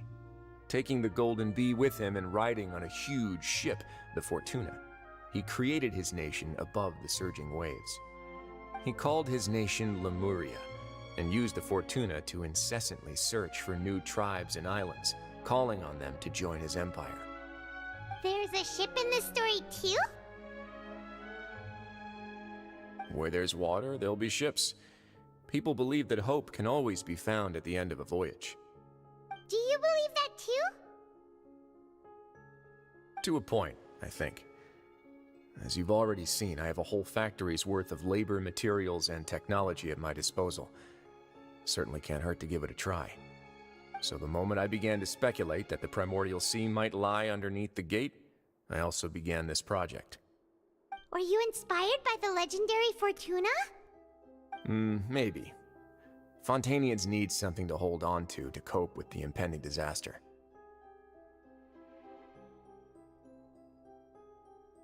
Were the workers to find out the truth behind this ship, riots would destroy the fortress faster than any catastrophe. As the fortress's administrator, I'd never make such a reckless call. Alright, that's enough talking for now. I'll need another 3 cups of tea to soothe my throat. Do you have any other questions? Seems like you're good. Come on, I'll take you back.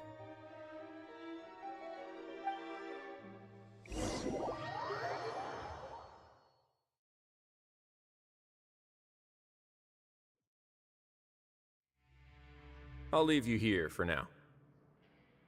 Oh, thank you so much. No worries. But don't forget, it's up to you whether or not you want to share what you just saw. What you do from here on out will likely affect those 3 as well.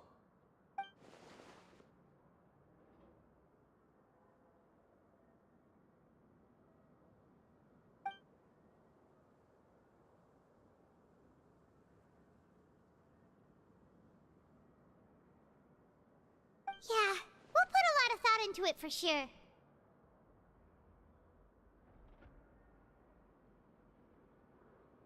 Great. I look forward to what happens next.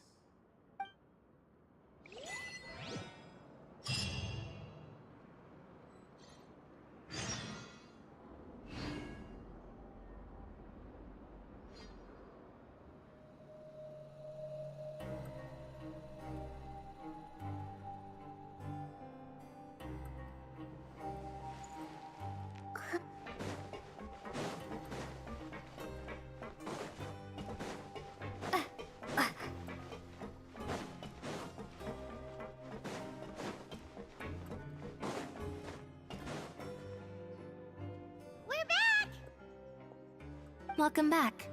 Do you want a cup of tea? How can you be so much like Risley, always drinking tea? Huh. Actually, now that you mention it, I just remembered something now. While I was sedated, I could still barely hear 2 people talking next to me. They were discussing everything, from the leaves to the water and even the teacups themselves. Must have been Risley and Sijween. Yeah, I heard 1 male voice and 1 female, so it should have been the 2 of them. They really were just talking about brewing tea.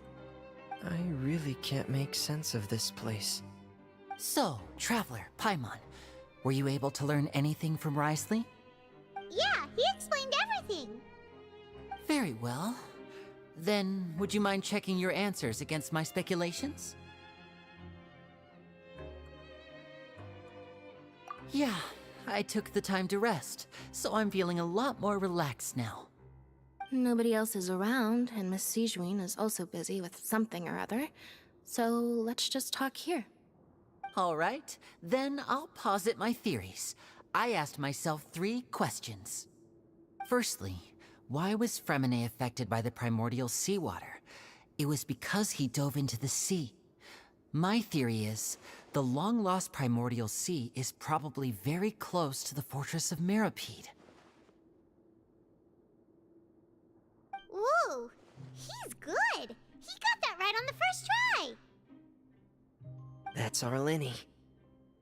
Secondly, Risley's attitude changed dramatically during the course of our stay here. He ignored us completely at first, then suddenly roadblocked us. Why? I spent quite a long time thinking about this. If he has been monitoring the Fatui since the very beginning, he probably ignored us at first because he was hoping we could find Master Child for him. What's more, the Fortress of Meripede is not part of Fontaine's court system, nor does it report to Udex Nervulet. Risley is basically the king of a no-man's land. As long as the fortress doesn't do anything about Master Child's disappearance, Father can use it to pressure the Fontaine authorities. And while the two factions are pitted against each other, Risley will be free to move between the parties of interest. If I had to guess, he probably has something that he's working on himself. It's likely related to the secret of the infirmary, but I just can't think of what it could be. You're super smart! Thanks so much. Then finally, there's the last question. If Risley does have a plan, what could it be? All I know for now is that his plan probably has something to do with the changing nature of the seawater. He's even gotten Cloran to help him out. That can't be the full extent of what he's doing. There's probably a secret passageway behind the block in the infirmary, and there's something big in the fortress that most people here never get to see. He has a bargaining chip, and it could be important enough for Father to deal with him directly. I don't have enough information, so I have no idea what his chip might be. But let me guess. You have the last piece of the puzzle.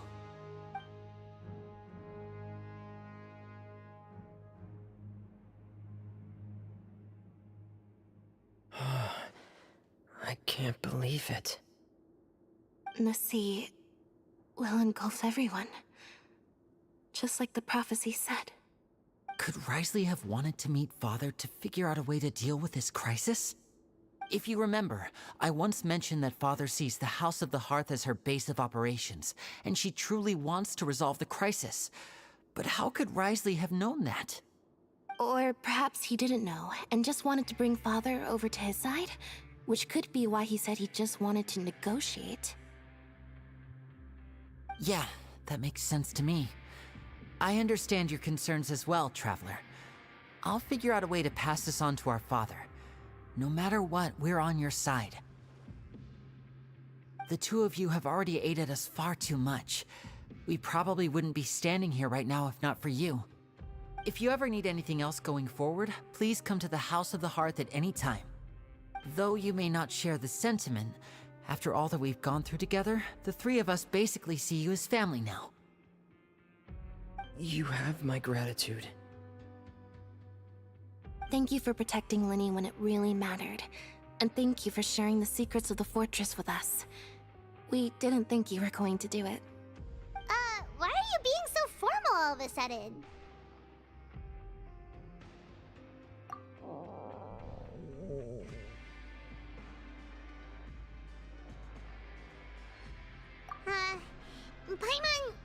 Paimon's hungry. Oh, you've done so much already. Go get some food. Alright, then we'll catch you guys another time.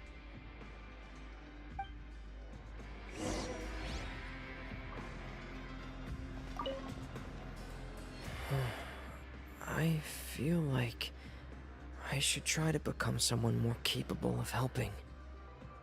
You're incredibly helpful. Lenny thinks so too.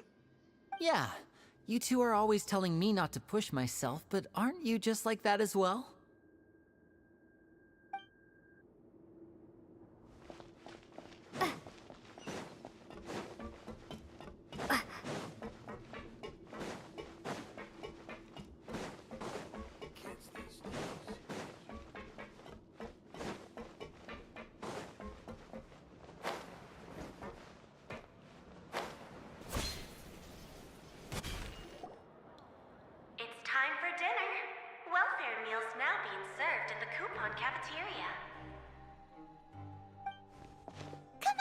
Pick up ours as well.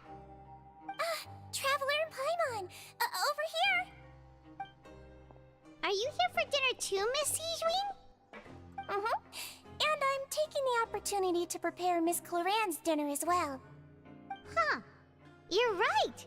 She's actually sitting in the fortress cafeteria. What would you like to eat? Yep, you can. I've already talked to our chef, Mr. Wolsey. It's all on me today, so you can get whatever you'd like. Me too! Don't forget Paimon! No problem. Just leave it to me.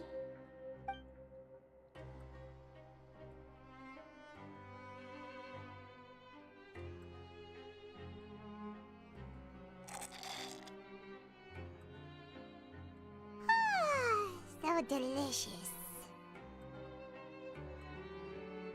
Paimon's so happy. Paimon wants to feast like this every day. Feeling full yet? How's the food? Delicious. I'm so glad to see you all so happy. Oh, see, the expression on your face just now? The muscle here just moved, which suggests that you're feeling quite relaxed at the moment. Sigewinne, do you do this to help your patients or to better understand human beings? A bit of both, I suppose. I'm a Melusine, which means I'm very different from human beings. I must know what you're thinking if I want to take good care of you. You're really good at taking care of people. Even though you're so short, you still talk and act like an older sister. Really? You're reminded of an older sister? That's great to hear. Oh, and what did you mean back in Risley's office? When you said that you were protecting Linny and his siblings as well? Oh, that. I just asked His Grace to look out for those children, especially that diver boy. I was getting a bit worried after hearing that something was wrong with the water. Thankfully, Cloran is very strong and managed to save him in the nick of time. His Grace also sealed the pipes after Cloran left, to make sure that Linny wouldn't impulsively chase after his brother. Although the path was blocked, we still stationed some guards there to stop anyone from approaching. They were instructed to only open the door once Miss Cloran had returned. Oh, and I was keeping an eye on Mr. Linny as well. We had to press him, but we couldn't allow him to be in any real danger. You were all super considerate and really thought everything through. It's just what we do down here at the fortress. At least this has been His Grace's style for as long as he's been the leader. Oh, I really wish Monsieur Nervula would come down here more often too. I feel like he'd like it here, with all the darkness and chaos.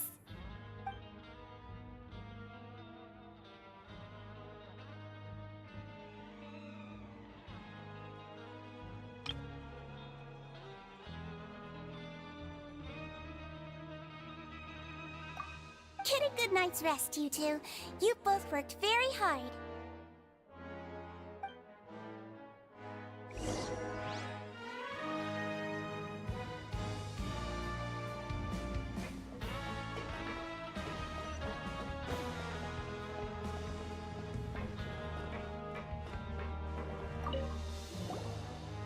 Cloran! Ah, it's you two. How's dinner? It's all right. Miss Sigewinne really put in a lot of effort. So we heard that Risley invited you to come down to help, and you saved Fremonade too! You sure work super fast! Oh, it was child's play. Still, Paimon didn't know even champion duelists could take on side jobs. Oh, and why aren't you eating with Sigewinne and the Duke? Won't you get bored eating by yourself? Miss Sigewinne was with you, and the Duke has business of his own. Actually, didn't Navia say that you went out for dinner with her as well? Yeah. First time in a long time. First time in a long time? So you mean you've gone out to dinner with her in the past?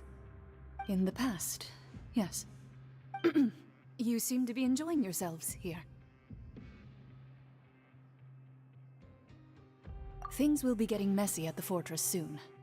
Don't run around unnecessarily.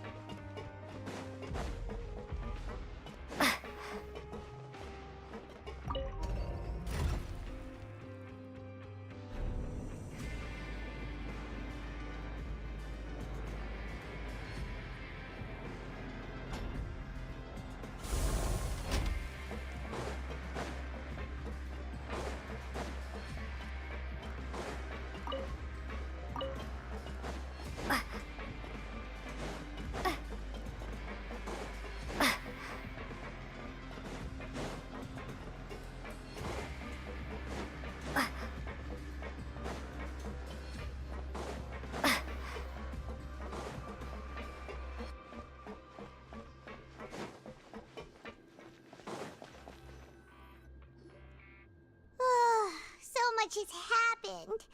Paimon just feels absolutely exhausted now that she's finally relaxed. Paimon's super sleepy. Are you sleepy too?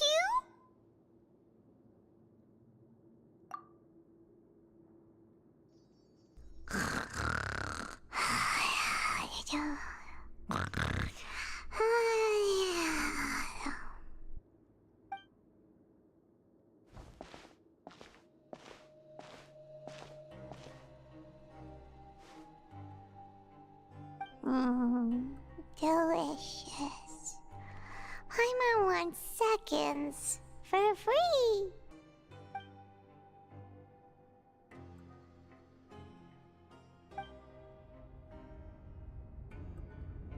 Out of my way!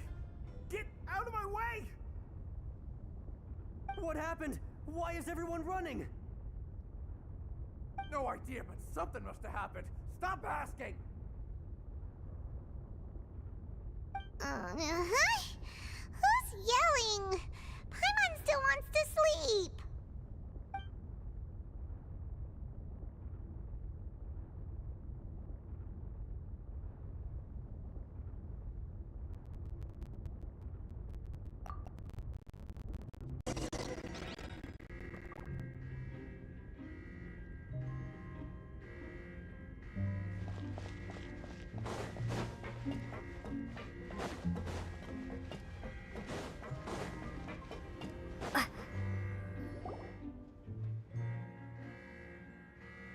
What happened?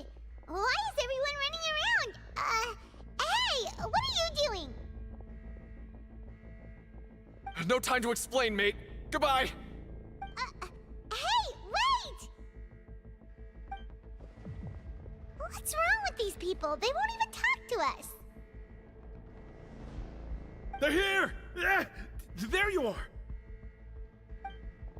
Oh, thank goodness! Quisto and Lavaroon, do you know what happened here? We came here especially to inform you. Something seems to have gone terribly wrong just now.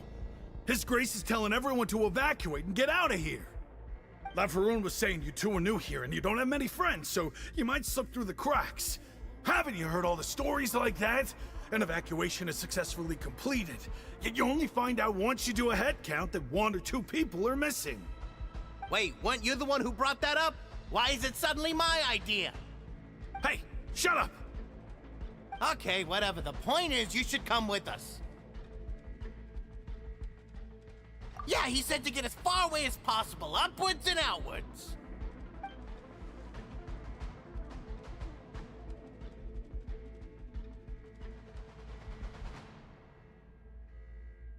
Oh no, it can't be that thing! Whoa, wait, what? What? Hey, where are you going? We have to go find the Duke! You two just go and get out! Go on without us! Hey, hey! Be careful! Attention! Please evacuate upwards and outwards, upwards and outwards. If you're already at the topmost layer, then try to move as far outwards as possible.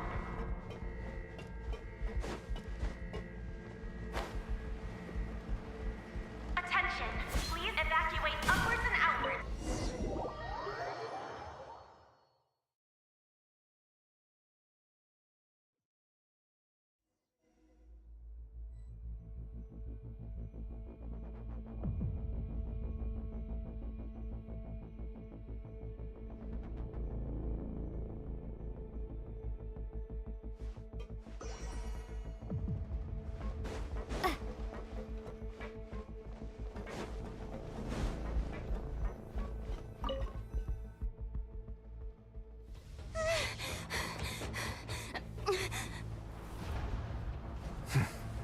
They're here.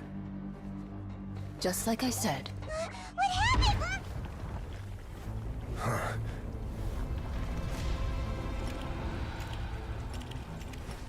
You're just in time. But be ready to run.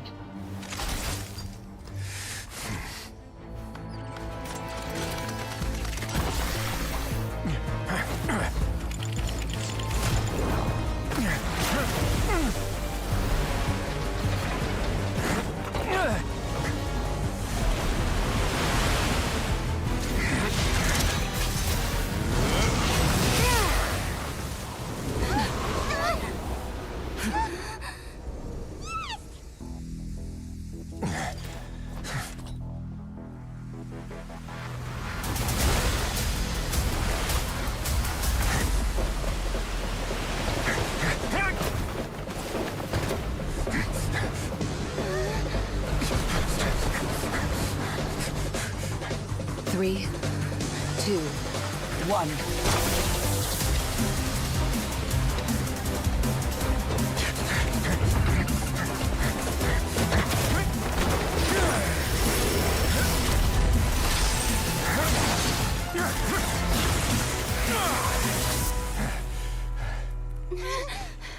This won't hold it for long. Find Neuvillette. Tell him the defenses are about to collapse. Then what will happen to you? Until he arrives, we're the last line of defense.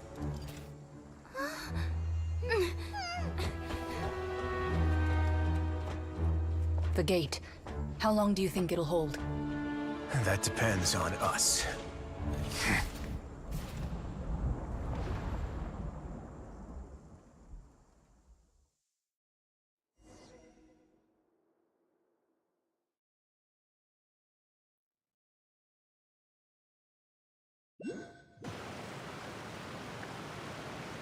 Neuvillette? Why are you here? Traveler, I need you to head to the Opera House immediately. Farina will soon be meeting with the knave there.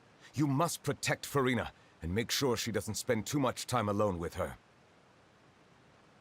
Will do. You have my sincerest gratitude.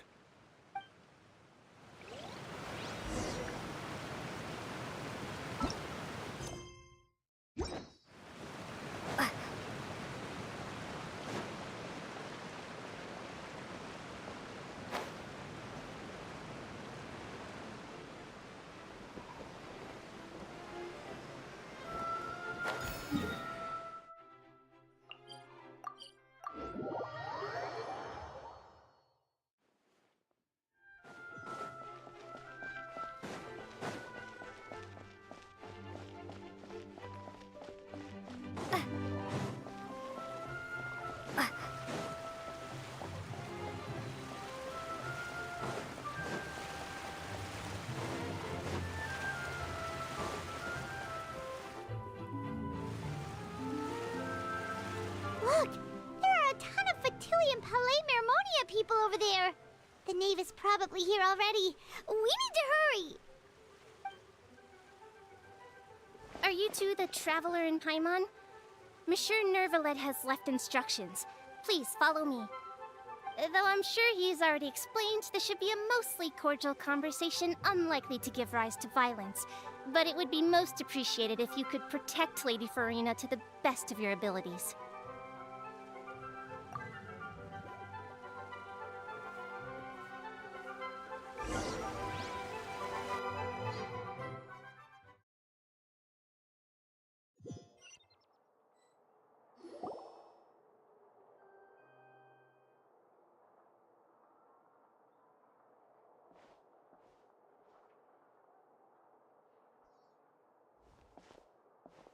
Oh, so you two are the honored guests Miss Farina mentioned. Of course, of course! How could they not attend a meeting such as this? I must always have 2 or more guests at my dessert table. Otherwise, the occasion would be too lonely and unbecoming of my station.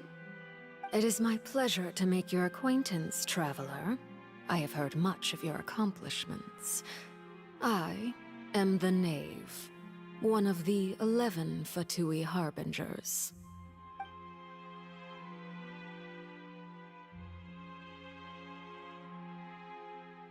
I've already prepared seats for you. Come, sit beside me. Perhaps you two are unaware of how Miss Farina and I do things. You see, we actually recently agreed to get together for tea when we had the time. See this? This is a limited type of confectionery that Miss Farina simply adores. There are only 16 slices sold every day. Here, why don't you and Paimon have a taste?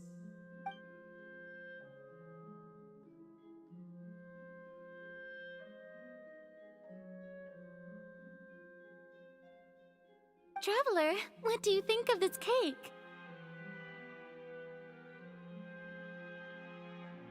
That's good to hear. So what Child said was on the mark after all. You do share a taste in desserts with Farina and I.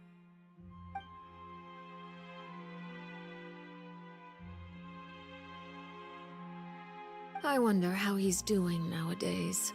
You must have heard, right? He's suddenly gone missing. I'm really worried about his safety, you know. Here's to hoping that he's an excellent swimmer. Since we're talking about him, I feel like I should add something.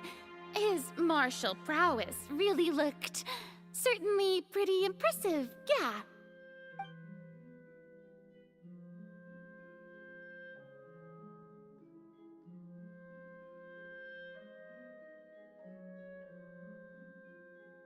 Oh, so you're also familiar with his aptitude for fighting, Miss Farina.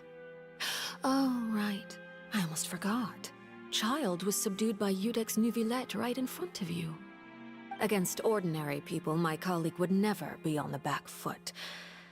But alas, he just never imagined he'd run into such a person. I must express my admiration for Monsieur Nuvillette. Coming from you, that's not surprising at all. But I thought you would be happier to hear the news. Of course, but it's still a bit of a shame.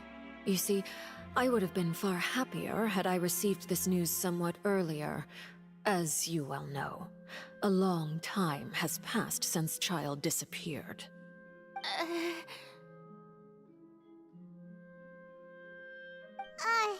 Well, in any case, there's no need to worry.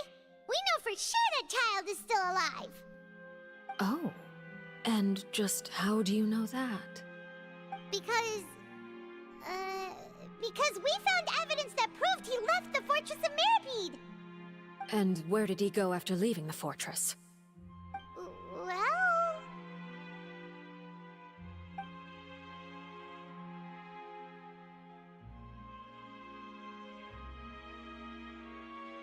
The Fortress of Mirapede lies deep beneath the waves. Unless he pranced right out of the main gate, he must have had to swim for it. Do you have any proof that he surfaced safely?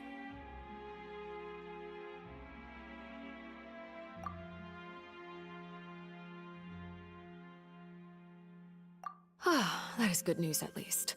His sister Tonya sent a letter to Fontaine not too long ago.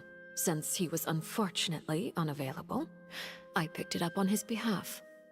Do you have any idea how he usually writes back to his family? Dear Tonya, your letter made me feel like we were still enjoying our time in Snezhnaya together. I'm currently admiring the scenery on the streets in front of the opera house. Is it something like that?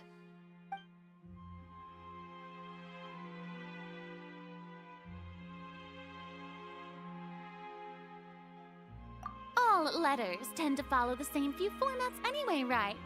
As long as the contents are accurate, it doesn't matter so much how it's written or how it's worded.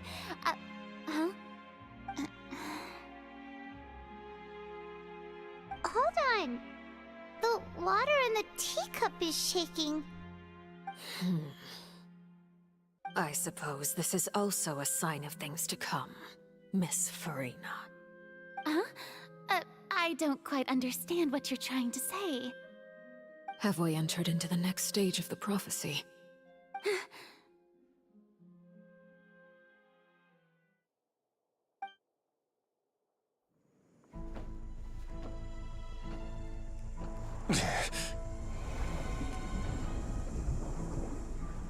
My thanks to you both. I will take it from here.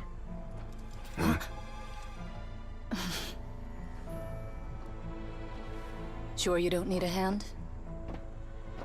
Quite sure. Wow.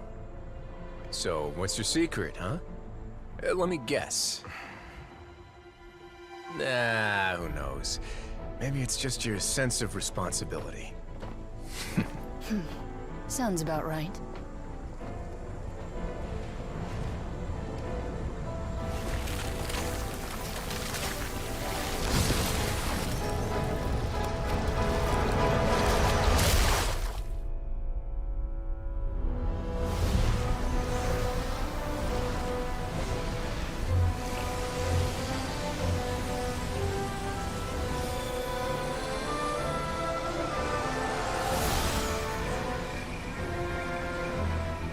day may come when the prophecy is fulfilled and the waters burst forth. But it is not this day! This ancient power could easily obliterate an entire race. A tsunami of fury would unleash endless catastrophe.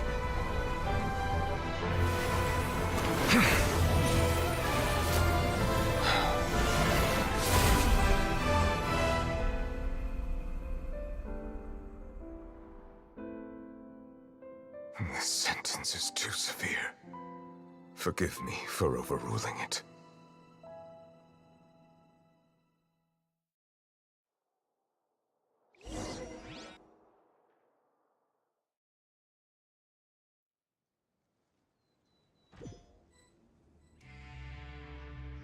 All right.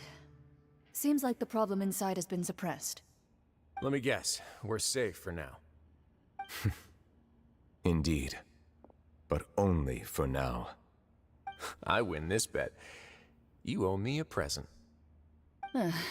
Very well. It was indeed just as you said. You made a bet? We made a bet on the size of your entourage. Cloran thought you wouldn't come down by yourself. I figured you would have at least brought a few people along for appearance's sake. It appears I underestimated just how confidential the mission was. Shouldn't you have gotten used to confidential missions by now? That's just how the courts operate. So what gift must the loser give? Tea? He already has tons of tea in his office. I'm thinking about a set of legal codices. That wouldn't happen to be a dig at my lack of legal awareness, would it?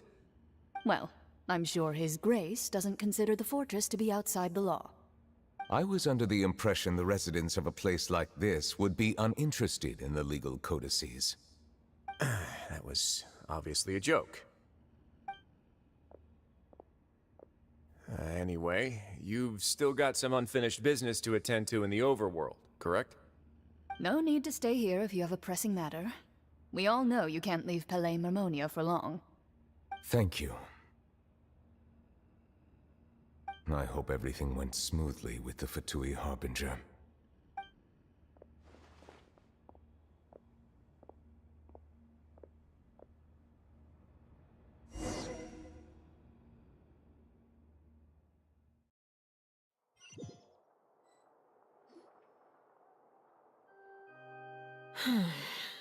I must say, we've spent long enough playing house. Miss Farina, as the Hydro Archon, I am sure you understand the exact meaning of the phenomenon we just witnessed. Or should I say, that's what I originally thought. But looking at your expression, was I wrong? And you haven't a clue? What are you trying to say? At this point, I don't think there's any more need to speak as diplomatic representatives. Allow me to speak to you now as just a Fontanian. You know the prophecy by heart, and also that every part of it is being proven true. Yet, here you are relaxing, drinking tea, and eating desserts as if it's all nothing more than a few stray bugs in your garden. Do you really think that's acceptable? The prophecy's hanging above our necks like a guillotine. Every faction is looking for a way to either avert the disaster or save their own. Even the orphans of the House of the Hearth have devoted everything to saving their homeland. But you? It beggars belief just how nonchalant and carefree you have been. From the very beginning, you, the god Focalor, you have utterly failed to take action. You're wrong. I've never ignored the prophecy, nor have I just been passing the time in self-indulgence. Retract your accusation and stop doubting the wisdom of the gods with such absurd conjectures! I am not alone in my doubts, you know. All the children of Fontaine may be harboring the exact same thoughts right now. Oh, great Hydro Archon. How are you going to save them? Save us? How are the people you've sworn to protect supposed to survive in a land that will soon disappear beneath the waves? I have my ways, And I've been working on them for all this time. Even if you look down upon me, you have no right to judge me. Fontaine will be saved. Even if I still cannot see the true future right now, as long as I continue on as I am, I will be able to hold my head up high.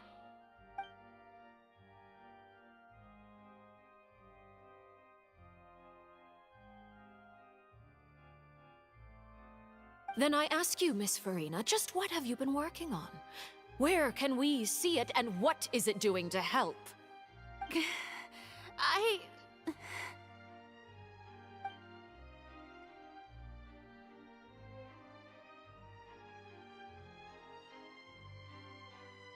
My machinations are just like the prophecy itself.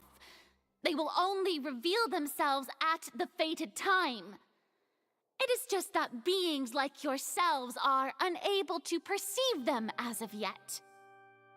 I see. As a god, the proof of your labor always lies beyond prying mortal eyes. Allow me to be so bold as to ask another way.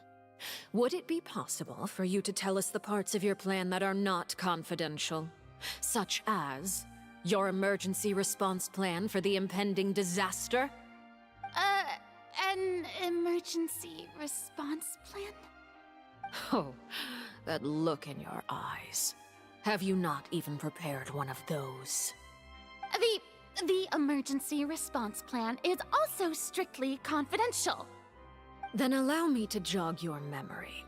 Miss Farina, what is the purpose of your Oratrice Mécanique d'Analyse Cardinal?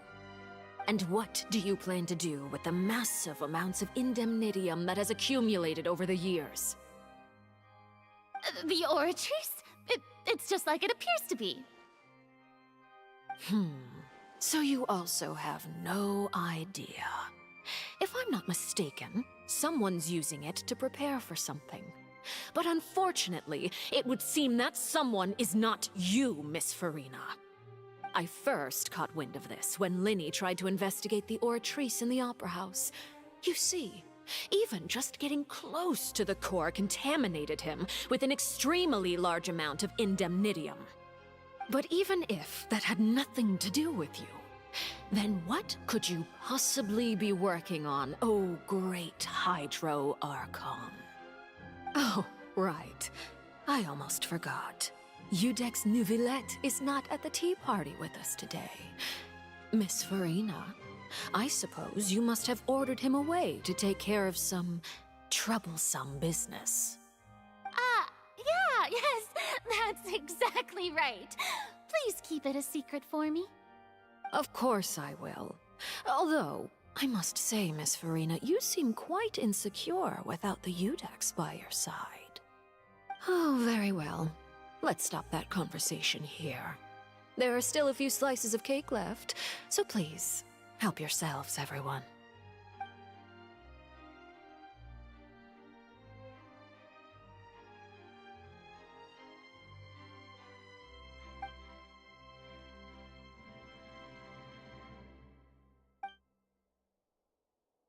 Traveler, I heard that you were recently commissioned to handle a few matters on behalf of the Udex. Why don't you take an extra slice of cake? Those who work hard deserve gratitude and praise. You too, Paimon.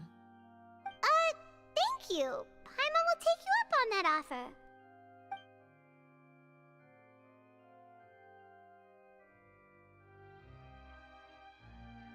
Oh, Paimon's super full. That cake was great.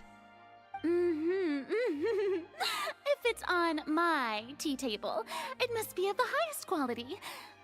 Yes, and we must thank the knave for bringing these over as well. You're welcome. I'm sure the cake also felt greatly honored to be featured at Miss Farina's table, and I was merely catering to Miss Farina's tastes, seeking a chance to chat over tea. It is getting late. Why don't we call it a day? There are still a few matters that I need to take care of, so I must take my leave now. Very well. We'll end it here. Mind seeing me off, Traveler? We could use the opportunity to discuss Child before I must be on my way. Paimon's coming too!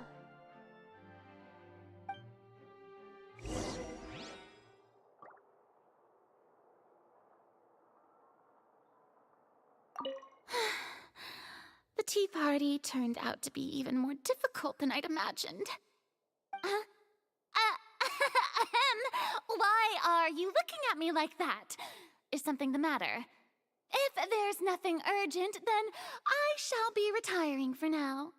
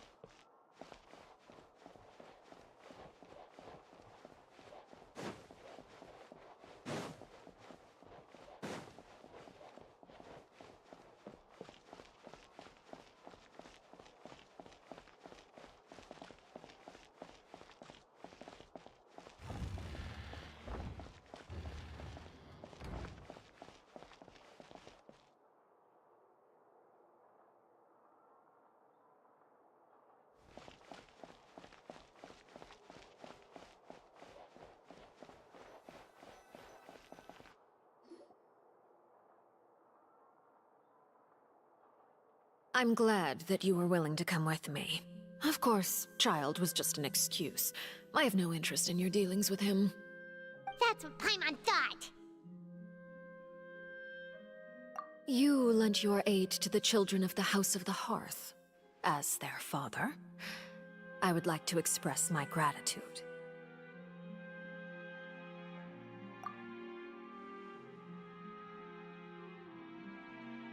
That was all. Formal topics should be discussed in formal settings, and informal topics in informal settings. I know you just returned from the fortress of Meripede. Relax. I have no intention of trying to get anything out of you. Linny, Lynette, and Fremine are still there, and I trust their judgment and abilities. They've all been working very hard and have always done all they can to fight back against anyone who tried to stop them, especially Linny. You mean Wriothesley. He's a tricky one to deal with. It's unfortunate that Linny's so eager to prove himself that he can't learn to rely on others, including me. By the way, and you can just consider this a bit of idle gossip, but what's your impression of Furina? You are outside of our disputes, and the freest person in all of Fontaine, able to move around most easily. Allow me to share my perspective with you. And that's everything that happened during the trial. Master Child was declared guilty and immediately transported to the Fortress of Meripede. Didn't he say he was coming here on vacation? Does he not feel an ounce of shame for all the trouble he has caused?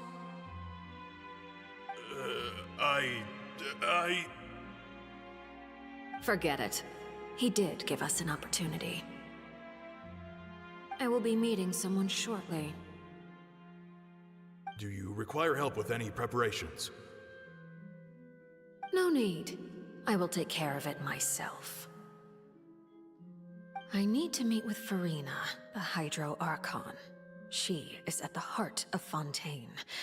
But what's fascinating about her is that she often seems more like a celebrity than a working Archon. Oh? Come over here, you little critter, you!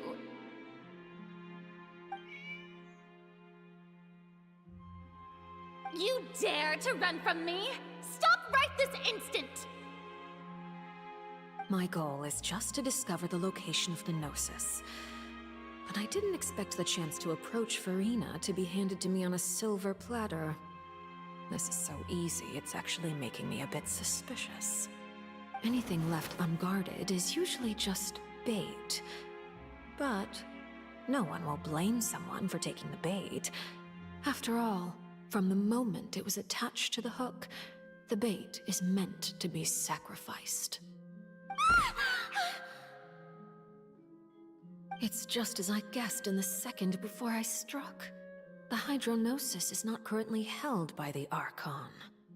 In fact, this Archon doesn't seem like a god at all. And I sense that she's under some kind of curse. Who are you? And what are you trying to do? Please don't kill me. I'm begging you, please.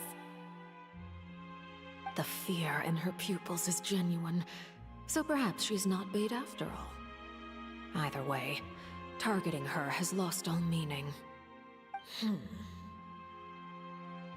I left the scene with ease. Nobody came looking for me, and nobody could serve as a witness to my near assassination of Focalor. I suspect even Farina dares not mention this incident to anyone.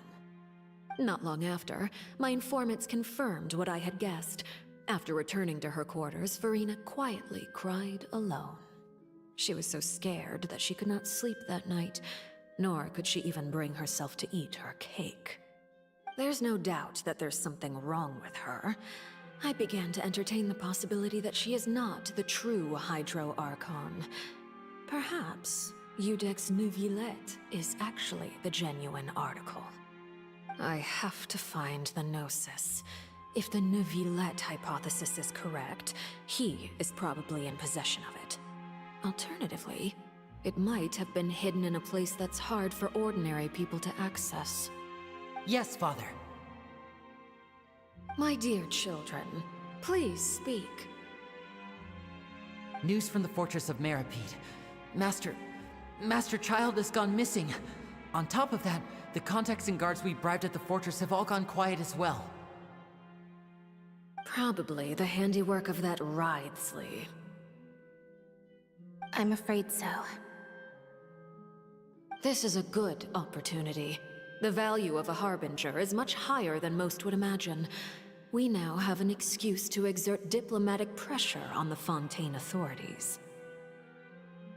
Set up a meeting for me. I would like to meet the Hydro Archon and Iudex Neuvillette. Oh, and I have an additional mission for you three. Yes, Father. Tartaglia's disappearance was not a part of my plan, but I can use it to make a breakthrough. With this as my excuse, I can ask for an official audience and continue my investigation of Farina and Iudex Neuvillette. The initiative belongs to the House of the Hearth. My wish to investigate the fortress of Meripede will be a front. Linny and his group will be responsible for the actual intelligence gathering.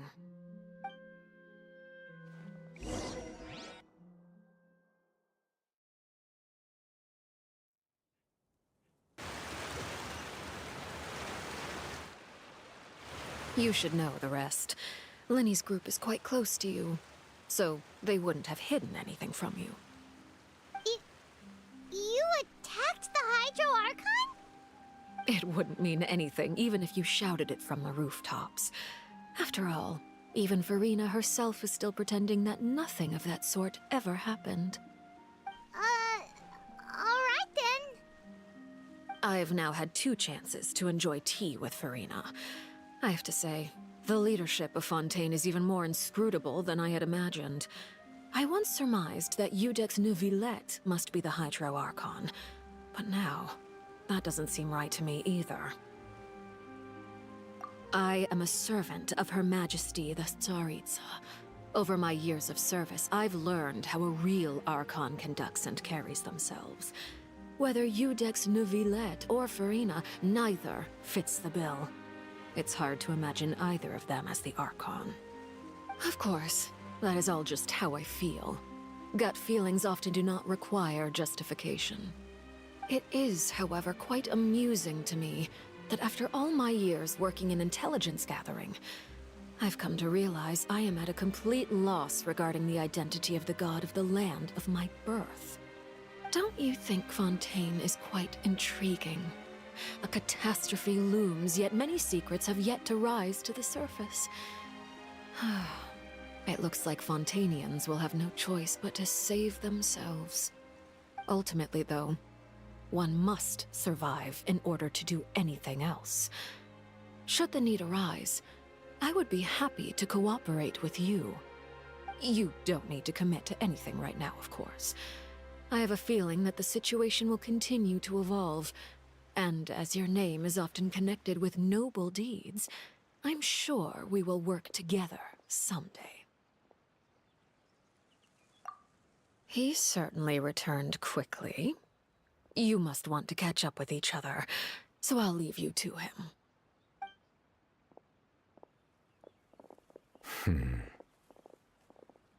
Neuvillette, is it over? For now, yes. But this issue will prove quite thorny in the long term. I'm concerned that sooner or later the prophesized events will occur. Thank you for protecting Furina. To put it simply, I used my power to force back the primordial sea and reseal the sluice gate.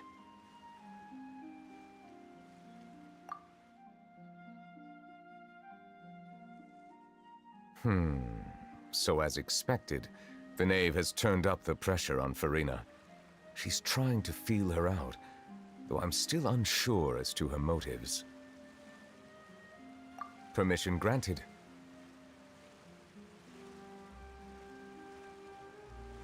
Whoa. It can't be that you're the real Hydro Archon, right? But that's just a speculation on our part, though. You can't tell us? Then that's okay. We can talk about something else. We won't try to force you. You guys in Fontaine are super strange. If by the phrase, "you guys," you are referring to Furina and I, then although I'm not sure just what you are trying to imply, I must clarify that I do not share her positions on a multitude of topics. I believe so. The fortress has a long and complex history. It has seen much grief and suffering. And now, another catastrophe will soon be upon us.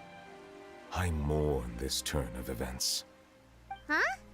Why is it raining all of a sudden?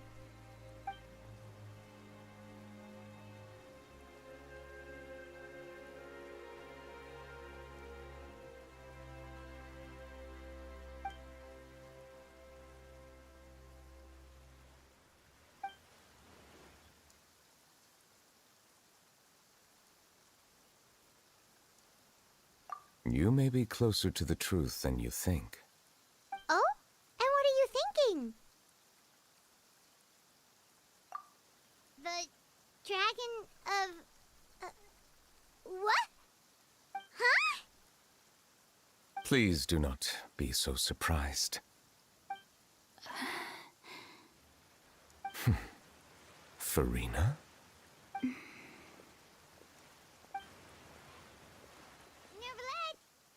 Neuvillette, are you listening?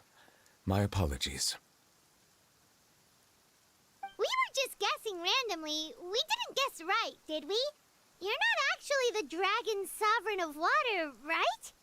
Well, if you don't want to confirm or deny... You guessed correctly. I sincerely hope you'll be able to keep this a secret for me. Right, of course. We'll definitely help you keep it a secret. There's still something Paimon wants to ask you, though. Please, go ahead. Well, if you are the dragon sovereign of water, and you were able to force back the primordial sea from the fortress, then since Fontaine's prophecy is all about seawater, couldn't you just use your power to solve the crisis? None of the currently living dragon sovereigns in the world, myself included, possess our full dragonhood. They say that when the first usurper arrived on Tivat, they seized a part of the dragon's power. Today, that stolen power is the basis of the Archon's authorities. There are 7 elemental archons and 7 matching dragon sovereigns. The dragon sovereign of water who lived through that era perished a long time ago. As their successor, I know far less of that part of our ancient history. In any case, I believe I will not be able to do much unless the Archon disappears and returns their elemental authority to me. Given the status quo, however, I would recommend finding another way to deal with the prophecy. Oh, so even you can't solve it. I still have some urgent matters to attend to at my office. If you have any more questions regarding ancient history, you are welcome to discuss them with me at a later time. Please go right ahead. There's a place that Paimon wants to go too. Traveler, why don't we pay another visit to the Fortress of Meripede? Paimon is a little worried. We'll see you another time. Take care.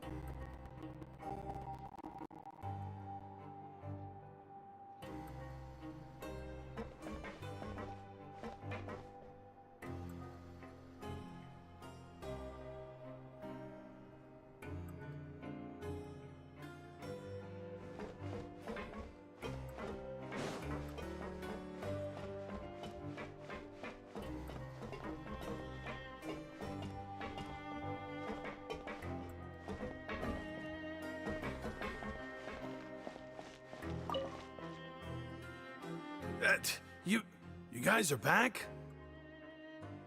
Crystal! Macaroon! You guys didn't get caught and thrown back down here, right? Huh? No, not at all. And here I thought you'd managed to escape from jail during all the commotion.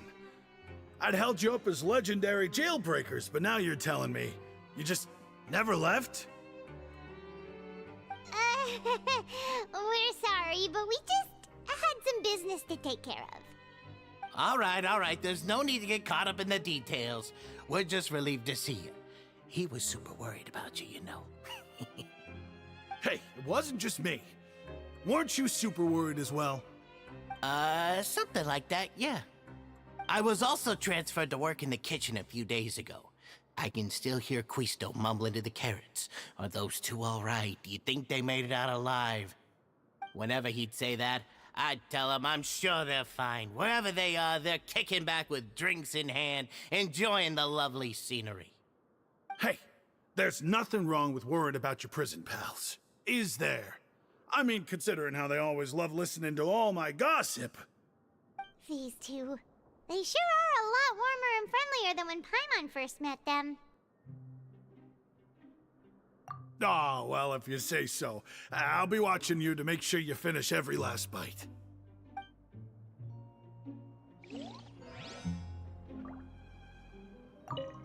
Hey, why don't we have a meal with those two one of these days? You want to cook for them yourself? Why not? Good chance to show them what I can do.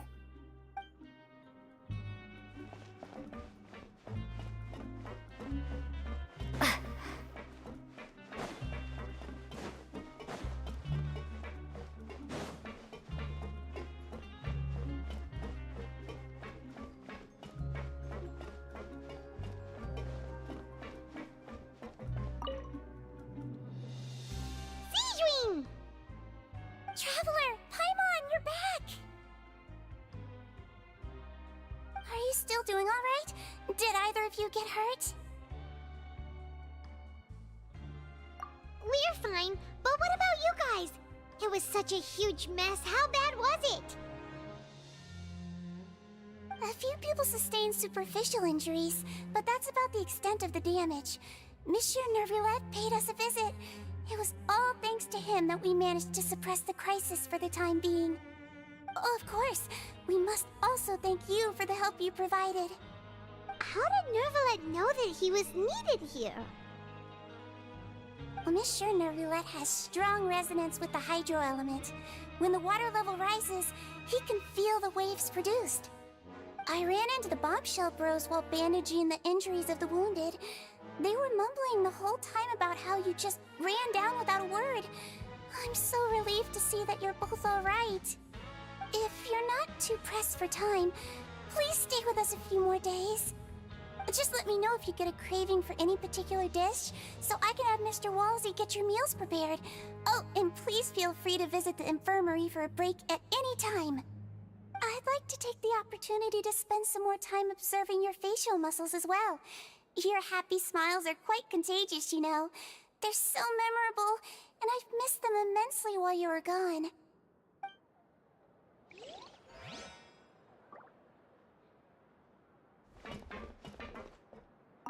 If you can find the time, please stay at the fortress for just a while longer.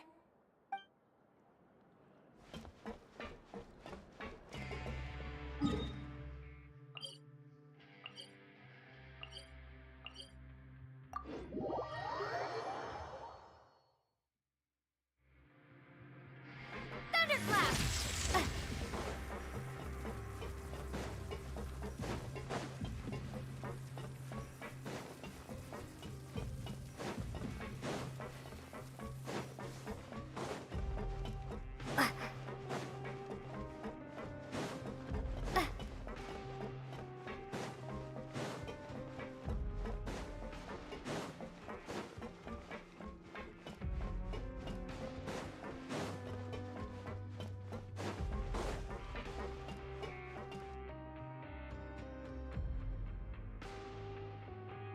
Now guess, what suit will this next card be? A bare-teeth cat? Well, well, look who it is. Traveler, Paimon. Hello, everyone. Looks like you're recovering nicely from it, eh? Mm-hmm. Thanks to everyone's support. Oh, right. I managed to work up the courage to thank Miss Clarant in person. Whoa, how did she react? She told me that it was nothing. It was as if saving a life wasn't a big deal to her at all. She also told me not to worry about it. She didn't want to stress you out, that's all. She's right, and it's best not to dwell on it. Yeah. Okay, but check this out. We went back to the opera house and we met the knave. You met Father? Did she say anything to you? She said a few things that were, a bit hard to understand. And also that she's looking forward to working with us in the future. Her attitude towards you is even better than what we'd imagined. That's fantastic. You should believe her. She has her own way of doing things, and she'll do everything in her power to help those she considers close, which now might also include you. Mm-hmm. Father is very capable, and also trustworthy. Oh, Paimon just remembered that she thought Lenny was a bit too proud as well. She said that you should learn how to rely on others sometimes. Got it. Huh. That does sound like something that Father would say. Hey! Are you going to stay here for the next few days? Looks like it, yeah. Excellent. I will host a tea party. For real? Then Paimon wants another serving of cake. Another implies that you were already served some delicious cake while you were up there. How lovely. Well, next time, you're going to have tea and snacks with us.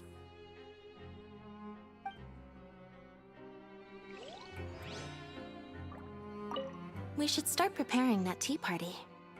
Oh, that's a great idea. I'm all for it. I'll help you set it up.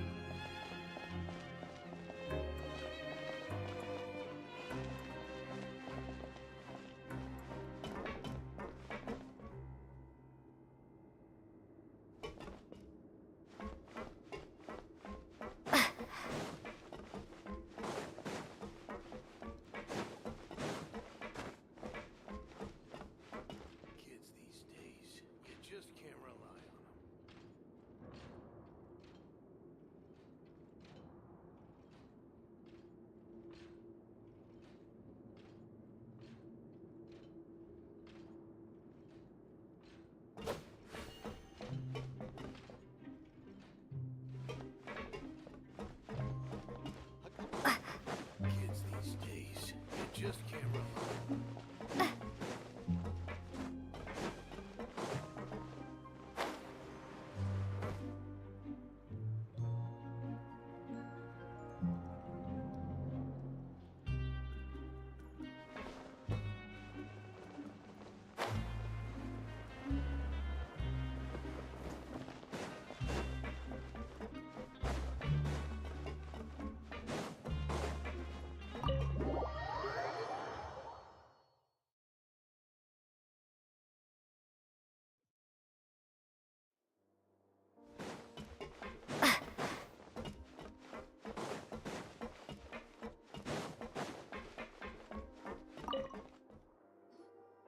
Courier, Miss Sijween told me you still haven't eaten.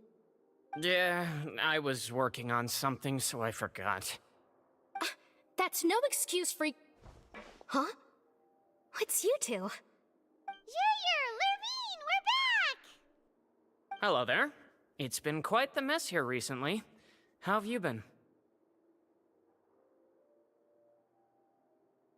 And you? Are you still taking the secret passageway from the infirmary to work on the ship? Yep. That is still top secret, though. So don't say a word to anyone. It can be a bit annoying when there are lots of people in the infirmary, but I still prefer taking that route over the one from the Duke's office. I mean, the infirmary does make it easier for you to slack off. Oh yeah? Then why are you also here so much? You two really are just using your jobs as a cover for your relationship, aren't you? Not at all!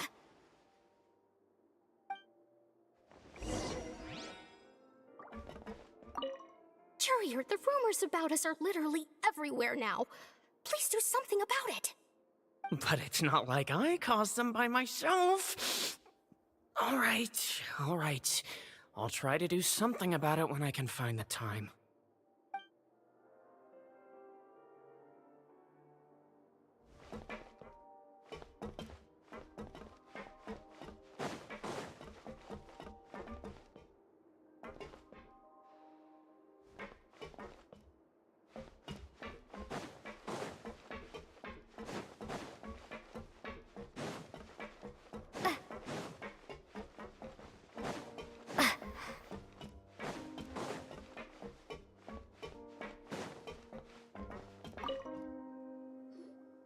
Do my eyes deceive me, or did I just see two inmates come back after making it to the surface?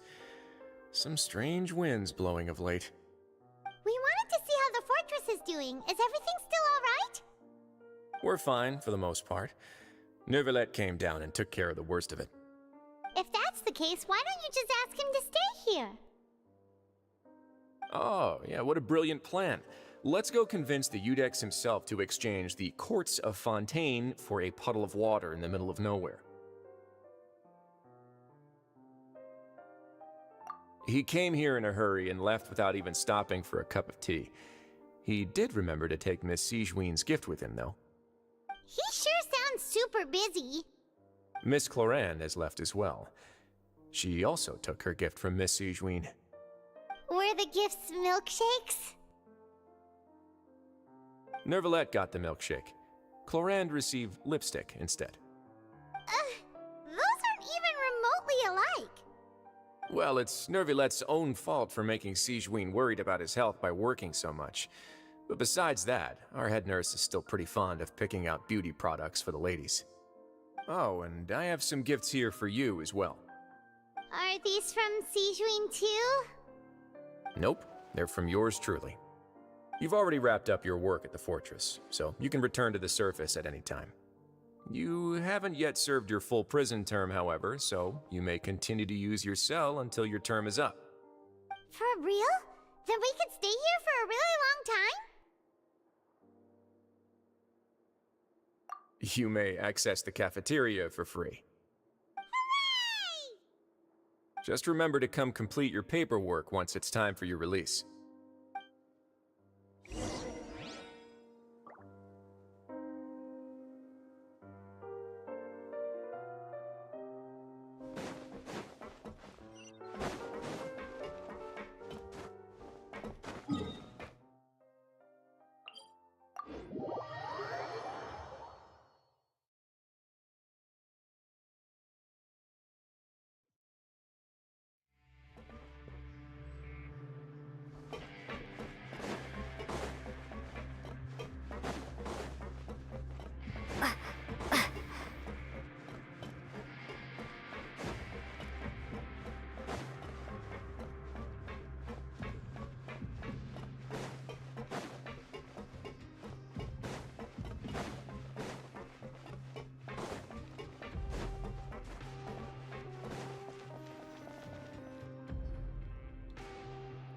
We're back in our cell again.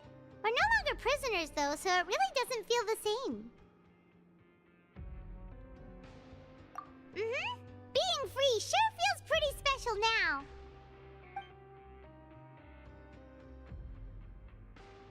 Huh? How did you know? Hey, that's not true! All right. Okay, Paimon just wanted to say that we really are an amazing duo after all. It's like we've now gone to so many places together and become friends with so many people. We've never stopped traveling or stopped meeting new friends. There are so many bad things in the world, and we're just two people, but we've still been solving problems no matter where we go. Isn't that pretty cool?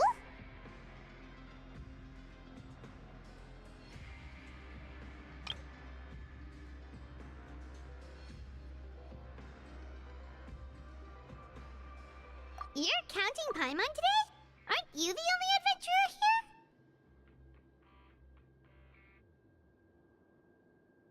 Then let's ask Catherine to give Paimon an adventurer handbook as well! Paimon will also be an adventurer from today forward! Just our thoughts making Paimon giddy. Paimon's gonna crash, so you sleep soon too.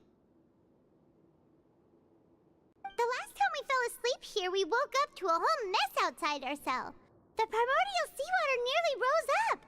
That was so scary. We should be safe now, right? All right then. Good night to you, traveler.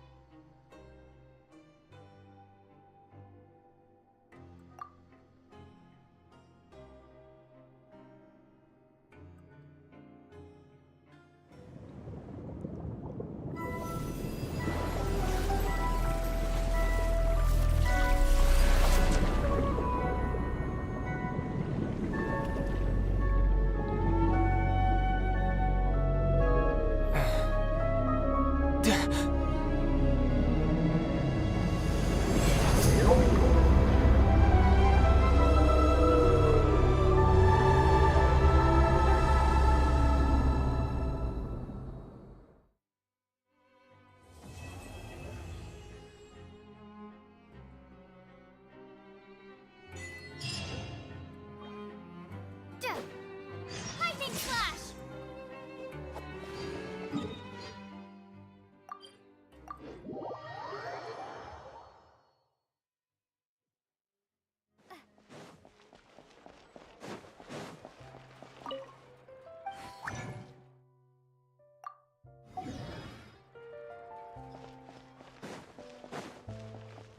Add astro.